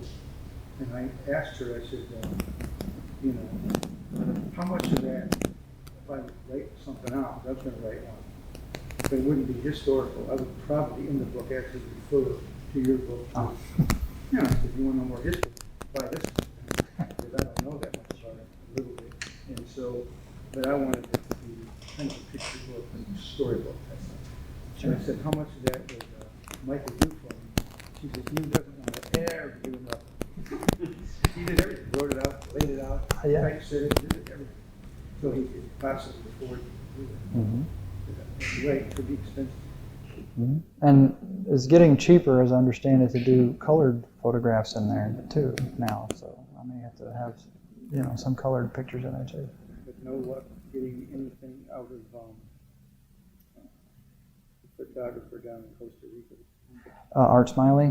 Yeah, he was talking to me, this is back in like 2009, and he just quit. I don't know why. He didn't say you upset me, he just stopped. And I was like, oh, okay. Some connection with him and Harry Smith? Harry Smith people. Well, he doesn't want to, I think he doesn't want to say anything that goes against Harry Smith because that's his friend, you know, but yeah, Harry Smith has embellished all kinds of ways, and well, several of them did actually. I mean, and it's a shame that some of them felt, I guess, they couldn't be just happy with what they did accomplish and contribute, but some of them had to embellish their credentials. And You know, I told you I had a friend in Florida that met him, and she refused to ask him for me. I said, ask him if I can have a copy of all his photographs. I'll pay him for the photographs and for his time. He said, no, I'm not doing that. He didn't want to ask him for me. well, Jim Moribeto, the guy that brought Tatsuo over the first time, he's still alive apparently, and he has footage of Tatsuo that most people have never seen. That'd be good. Mm-hmm. But I have good luck finding him. I know what nobody else has. My ex-wife took the films in South Carolina when I went to visit him. And I had those someplace. Does it have sound too? No. Oh, no sound. This is before we had sound. Oh, okay. Just the regular. Cool. But Well, hopefully I can see those one he was day. like 36, he had his shirt off, he was cut. Yeah. He was doing all the cutters. He looked pretty good except for the head bob. Oh, yeah. And when I showed him that, oh, that's wrong. It's not supposed to be in there. Well, nobody's perfect. Of course not. We knew that. Look past it. He said he knows it. Is it on a city block like in the subdivision? Some of it was him doing the cutters Yes. and beating me up. Yeah, doing the guy. Yeah, Vincula's put some of his videos out from when he was in South Carolina. Well, I had it. He Gary. had Gary. I got can't it believe from he you. gave it. I could give it to Gary, Yeah. but there was one in there where he just basically took me apart, showing me all the self-defense, real long hair. He wouldn't let me on the base. I can't take on the base with that hippie hairdo. So, Yeah, it has him, it's long, it has you, has an ego, has beard, all of them. But no, that's put together thing. Yeah, but it had him. He did all the katas, and he did, I asked him to do weapons, because I don't know the weapons katas. And at that point, within months, he was teaching them all of the architects. Relearned him from Bill Dissel. Yeah, when I went to their, what's his name, Bill Dissel. So they all got along great, but after I saw Dissel years later, since I was there teaching them the weapons guys, but he didn't want you to know that he was learning like that. He was a straight. Well, Sensei Johnson went and worked with Harold Long because Armstrong didn't help him. He said he was kind of forgetting his katas, and when Armstrong came to town over to Fort Worth one time, he asked him to help him get his katas back, and he said that Armstrong didn't really want to do that, and said, oh, well, why don't you switch over to Taekwondo and quit Isshinryu, and he didn't want to do that. And he said after thinking about Armstrong, and he said that he thought after, a little while, he thought maybe Armstrong was forgetting his katas too and didn't want to let on. Yeah, and so that's why he rode up to Tennessee, and Long said, yeah, come on up here. So he went to Tennessee in 67, I think it was. He didn't get for Long to check his katas. No, he said that he worked out with Long one time, but it was mostly with Cass Cox. No, Cass was pretty good. Long didn't know. Yeah, he said Long worked out with him one time, and that was it. And then Long, so after Master Shimabuku revoked all the Dan ranks, you knew about that, right? No. I heard of it. So yes, Master Shimabuku for about 3 years or 3.5 years, from about 58 when he first opened that school in Agena until June the 10th of 61, he had a peculiar custom, as Sensei mentioned before, about promoting some of the folks to high Dan rankings. Most of them got 6th, some of them got 5th. Mitchum, when he left the first time, got 7th and then was later promoted to 8th, but that's another story in itself. And Armstrong made 7th when he left in October of 60. But at any rate, in June of 61, they put out a letter saying all the Dan ranks that had been awarded prior to that date were considered invalid, and everybody was going to have to contact Master Shimabuku to be reevaluated. But the thing was, it was unrealistic to expect that everybody that he had taught over that time period, he'd have their addresses to send them the letter so that they would get it. So most people didn't know it even existed. Long sure as heck didn't think that it ever existed. In fact, whenever it was mentioned in Long's book, that big orange book, he acted like it was no such thing. I was like, yeah, it does, He knew darn well. Well, maybe so, but he He showed me a letter that he had from Shimabuku. It was a cover letter that was sent to Armstrong, Nagel, Mitchum, and I think Long. And in the letter it said, I want you all to help Harold because he isn't very good. Oh. And he showed it to me. If I had that, I wouldn't have shown it anyway. Yeah. But at least he was honest about it. Yeah. But I talked to some of the students and said, that's not true. I said, yes, it is. I was right there. 2 of my students were there when he pulled the letter out, and I read it. He said, no, he never told us about that. I said, well, probably realized that was stupid to show it. Yeah. Could have been. He said, help Harold because he doesn't know anything. And his karate, 0. Couldn't believe it when he had too much power. Yeah. Well, I mean, everybody did the best they could with what they knew at the time, and you can't really fault people for that. He really developed it in Southeast U.S. He had some very good people in him. I'll give him that. Yeah. Cass Cox, he was a red and white belt. He was a 6-star, red and white. But that's what Nagel started in, I think. It was 7th and 8th in Okinawa. He started when he had that. It was a judo standard, yeah. Right. And so there weren't very many red and white belts in the whole country. And we heard this guy down there would spar with Cass Cox. So we went down, me and 2 other guys went down from Detroit to Knoxville, to Long's dojo, to fight him. Not to be mean or anything, just because we wanted to see how we do against a red and white belt. And he was really good. He was about real tall like you. And he had some beautiful kicks. And, he was hard to handle. He was a big handful. Good. So when Sensei was there, Long said, well, why aren't you wearing a red and white belt? He said, you're a 6th Dan, you're supposed to wear a red and white belt. But like you say, that's the 7th and 8th Dan in Okinawa. They don't wear the red and white belt till 7th Dan, according to Shimabuku standards and the other styles too. So anyway, he got him a red and white belt because he didn't know anything about it. But Long gave it to him. And so Long actually wrote to Okinawa and told Master Shimabuku to send him another 6th Dan certificate. So Sensei Johnson's one of the few that I know of that actually had their high Dan rank reinstated after minimal time in karate. But because, as I say, that it was kind of an unrealistic expectation that everybody that had trained with Master Shimabuku during that 3-year period where he had given out those high Dan ranks, most of them didn't get the letter, so most of them didn't know, but you know, he got it back. Not Long, but Mitchum also, when Mitchum left in '64, he was re-promoted to a high Dan rank, but that's another interesting thing because Master Shimabuku wasn't on Okinawa to promote him. I don't know how that worked. And so I wanted to know what the circumstances were. And I told his son, Jim, here's the situation. Master Shimabuku was in the States, your dad was in Okinawa. I was like, how did that all come about? You know, I said, I'm not insinuating anything, but I'd like to know the circumstances of your dad's promotion to 8th Dan, because Tatsuo wasn't on Okinawa to do it. And then he asked his dad, and he got back with me, and he said, yeah, I told my dad what you had said, and he laughed, and he said, it's none of your business. So I was like, that's kind of interesting. He could have told me anything, you know, and I would have said, oh, okay. But when you tell them, sometimes when you're digging into stuff, they get real nervous. Oh, yeah. You're hiding the truth, and they'll get confrontational just to avoid it. well, that was like I was trying to talk, you know, not really say anything about Armstrong, but unfortunately, he's another one that kind of embellished his resume, sadly, because, you know, if you read his book, it's in his own book and in 2 different magazine articles where he says that he trained in Goju-ryu and Shorin-ryu and was like a Nidan before he ever trained in Isshin-ryu, and he said that he got it while he was stationed in mainland Japan. But he was never stationed in mainland Japan.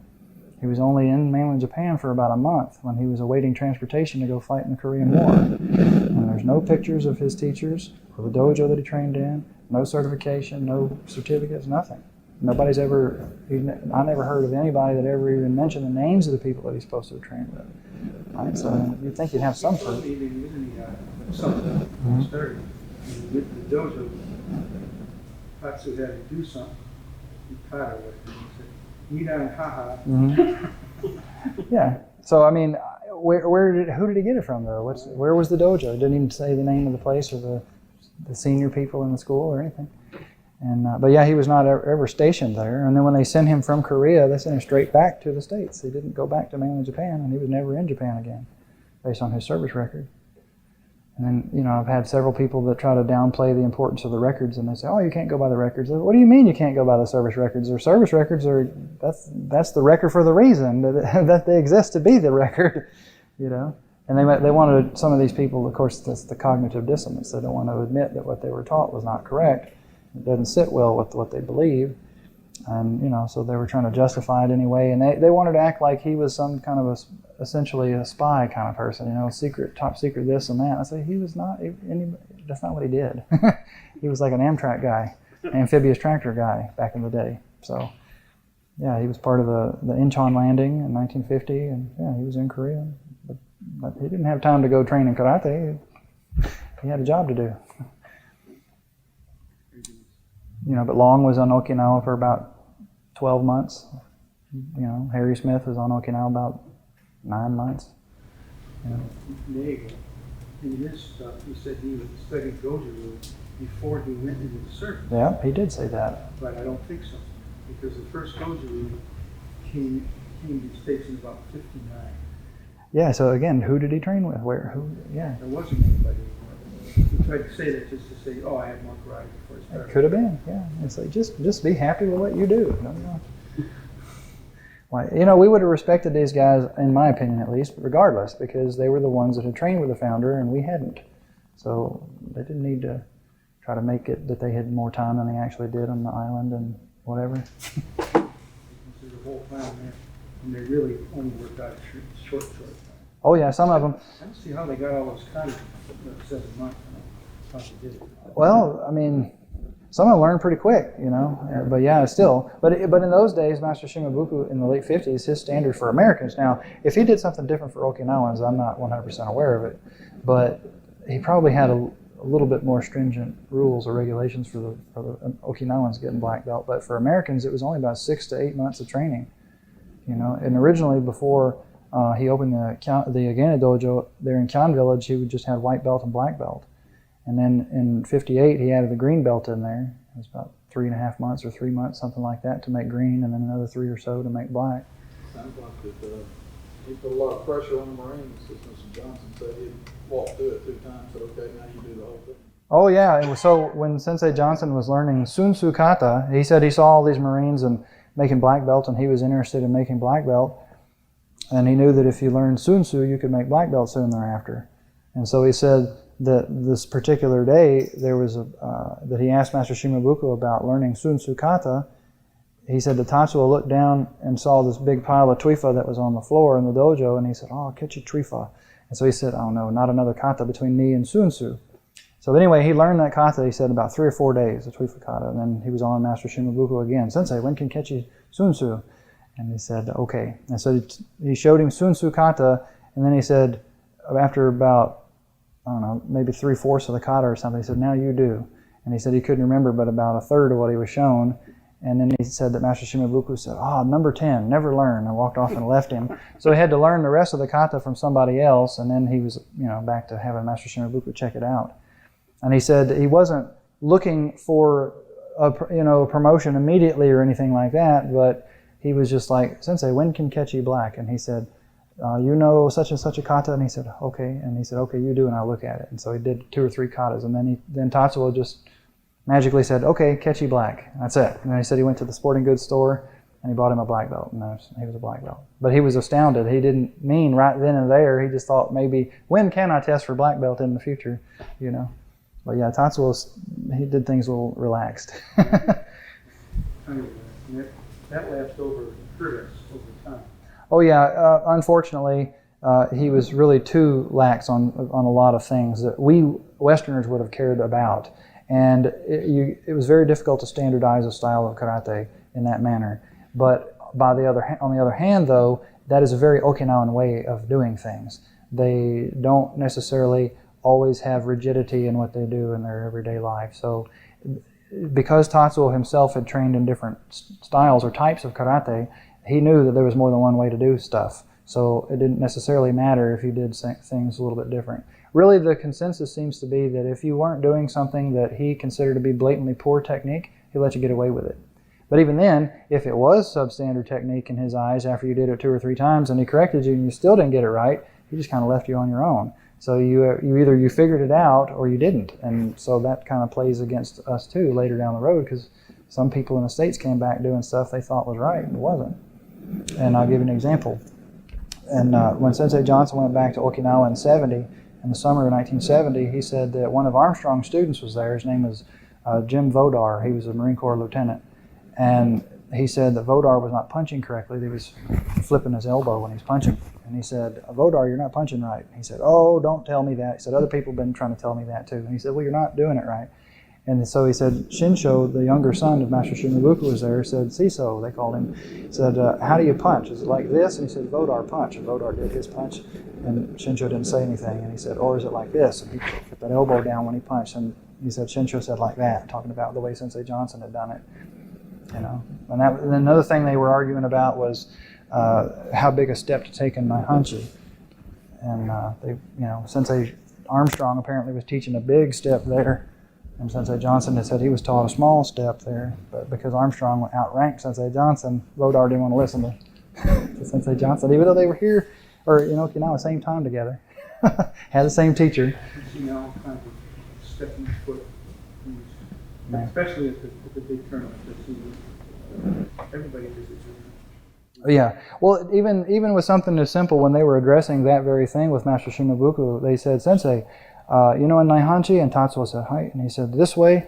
He said, "The skoshi step," and skoshi is a small amount, which is not the correct word to be using, but Tatsuo got the idea, and he said, "Joto," which is Okinawan language for good, very good. And he said, "Or this way, takusan," which is big or lot, which again, that would not be the correct term, but Tatsuo got the idea, and he said, "Joto," and then Master Sensei Johnson said, "No, Sensei, not 2 Jotos. It can't be, both of them got to be good." And he said, Tatsuo said, "In the middle." And so, he didn't want to offend anybody, really. But Sensei Johnson said he felt, after years of thinking about it, that maybe what Tatsuo would have said is that it depends on how far away the attacker is as to how far a step you take, how big a step you take, kind of thing. So that's what matters really anyway. The kata is a template, And when you come up with the applications for it, you want to make the movements match the kata movements, but you can have variations galore. That's just, that's henka, or variation. I was reading somewhere where, I don't know if it's in our system or one of the other styles, but they taught the bunkai before you learn the kata. Oh, I don't know about that. So you learn a whole bunch of different, like, self-defense techniques, like we kind of did earlier, pair off and do that, and then later on you learn the kata to have them all in. You ever heard of that? I haven't. Pete Carbone, you I don't know him well, but I know him. He's mixed emotions. A lot of people got mad at him because he kind of cut loose from the sensei and just more it along with the Uezu for a while. He got very high rank from Okinawa. He's a pretty decent karate man. He kind of, he likes to argue about every little thing. Yeah. And he taught his son, and his son was teaching karate. He taught them all, the young boys were like green belts, meaning all the katas, Isshinryu, all the weapons kata, and everything. But he taught them the bunkai of the weapons kata before he taught them the kata. And he had a reason why he did that. And I can't remember what the specific reason was. They learned it better.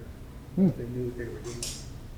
I don't know if you've ever heard of that before. No, I hadn't heard that. Teaching the technique before the kata, instead of the way we do it now, kata, memory, and then. Sure. Yeah. Interesting. Carbone said he's Uezu's first personal student. I don't know if you heard that. That's not true. Well, he said that when Angi would come to the States, previously it was as Shimabuku's representative, but later he became Angi's personal student, and so that's why he claims that he was the first personal student that Angi had. I guess what you consider a person. Yeah. But he did hang out. He was Carbone was like a green belt, I guess, under Lloyd Russett. Adams, Downey, Russett, and he was promoted to local down the same day by very active. But Russett was a pretty sincere karate man. He loved it, and he tied up it with him, but he was real close with the Uezu, and I think he paid for him to stay in Detroit for a long time. And during that time, Carbone quit working out with Russett because that dojo kind of beat him up a little bit. And he was a singer, and they kicked him in the throat one time. Oh, I didn't know that. Yeah.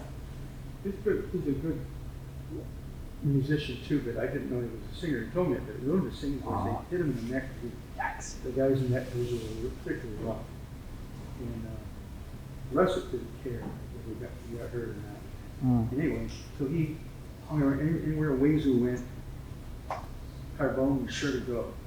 And so he got to be real close friends with him. He went to Okinawa like 30 times and trained with the people that make sais and bows and all that stuff. He claims he's the only one that makes a human sai. Well, he supposedly learned how to do it from the sai maker that was diagonally across the street from Tatsuo's dojo. And to me, again, I wasn't around, so I don't know what exactly transpired, but to me, looking at it, it was like, well, if you had a dojo and you had a metal worker right across the way there, wouldn't you use the guy's products? Tatsuo seems to be a very practical person, and so he had a person around the way that would make the makiwara, and he had the guy over there that would make the sai out of old tie rod ends on cars and stuff, and there he was. And so he put out, somebody asked about why the end of the sai was pointed and all that, so that's how Miyahira made them.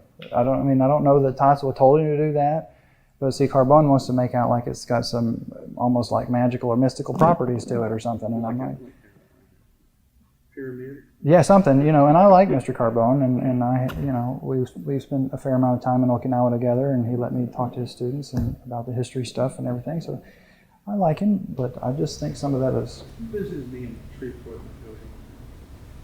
it's a sales pitch, in my opinion. He knows I don't like weapons.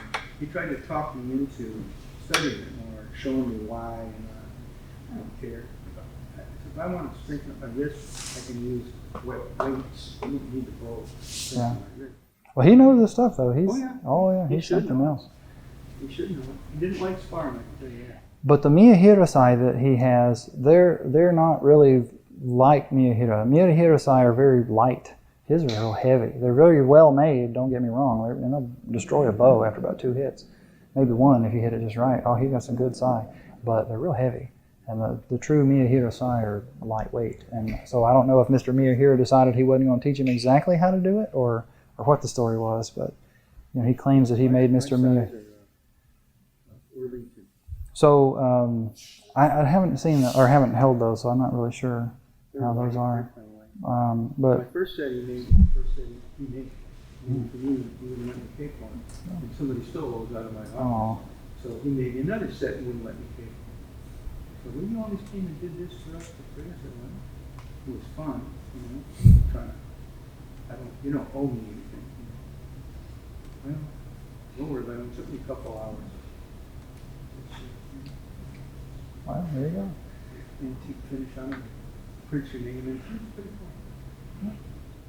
Well, let's see. Jeff Perkins has a pair of Miyahiro-sai in his dojo that were given to him by Jake Eckenrode. I actually found Jake Eckenrode and then the guy responsible for getting him back into circulation the last few years of his life. But even though I was in touch with him for months before anybody else was, I never did get to meet him before he I met died. him twice. He was in, I think he was at one of the big tournaments, probably the Hall of Fame. He was at the Perkins Dojo when I was there. So he had given those sai away, actually, because he collected old weapons and stuff, and he had traded the sai for some other type of weapons or whatever. And then after he realized that that was kind of a big faux pas, he decided he'd get them back, because he'd been out of Isshinryu for decades, and when because of me and him starting to get more active in talking to other Isshinryu people, and they realized that he had a pair and gave them away, he could sense that was not the best thing to have done, and so he got him back from that guy. I think he just paid him for them or whatever, but yeah, he got him directly from Shinken Taira, and or Miyahiro-sai, yeah. So anyway, there's that. And so they're at Mr. Perkins' dojo. They worked out pretty hard. I don't know, maybe. Always. Oh, did they? Yeah. I don't understand, he's a very good fighter. I thought they did the Bogo Kumite at Mr. Perkins' place. I don't know. Oh, maybe Voodoo. He's like a fifth down in Shimabuku too. He's got other backgrounds. He started with Ed Babbitts, which was one of my friends. Okay. Babbitts was a protege of Tommy. And all of them trained down are all excellent. Well, what else, folks? I'd be happy to tell you anything I can. If you have any other thoughts or questions. How much more time you got in I got about 8.5 months. And then I'll be going to my next and final duty station. I don't know where that is just yet, but maybe by the first week of August I'll know. Yeah, but if that's all you got, then I'll put a stop here. Thank you. No problem.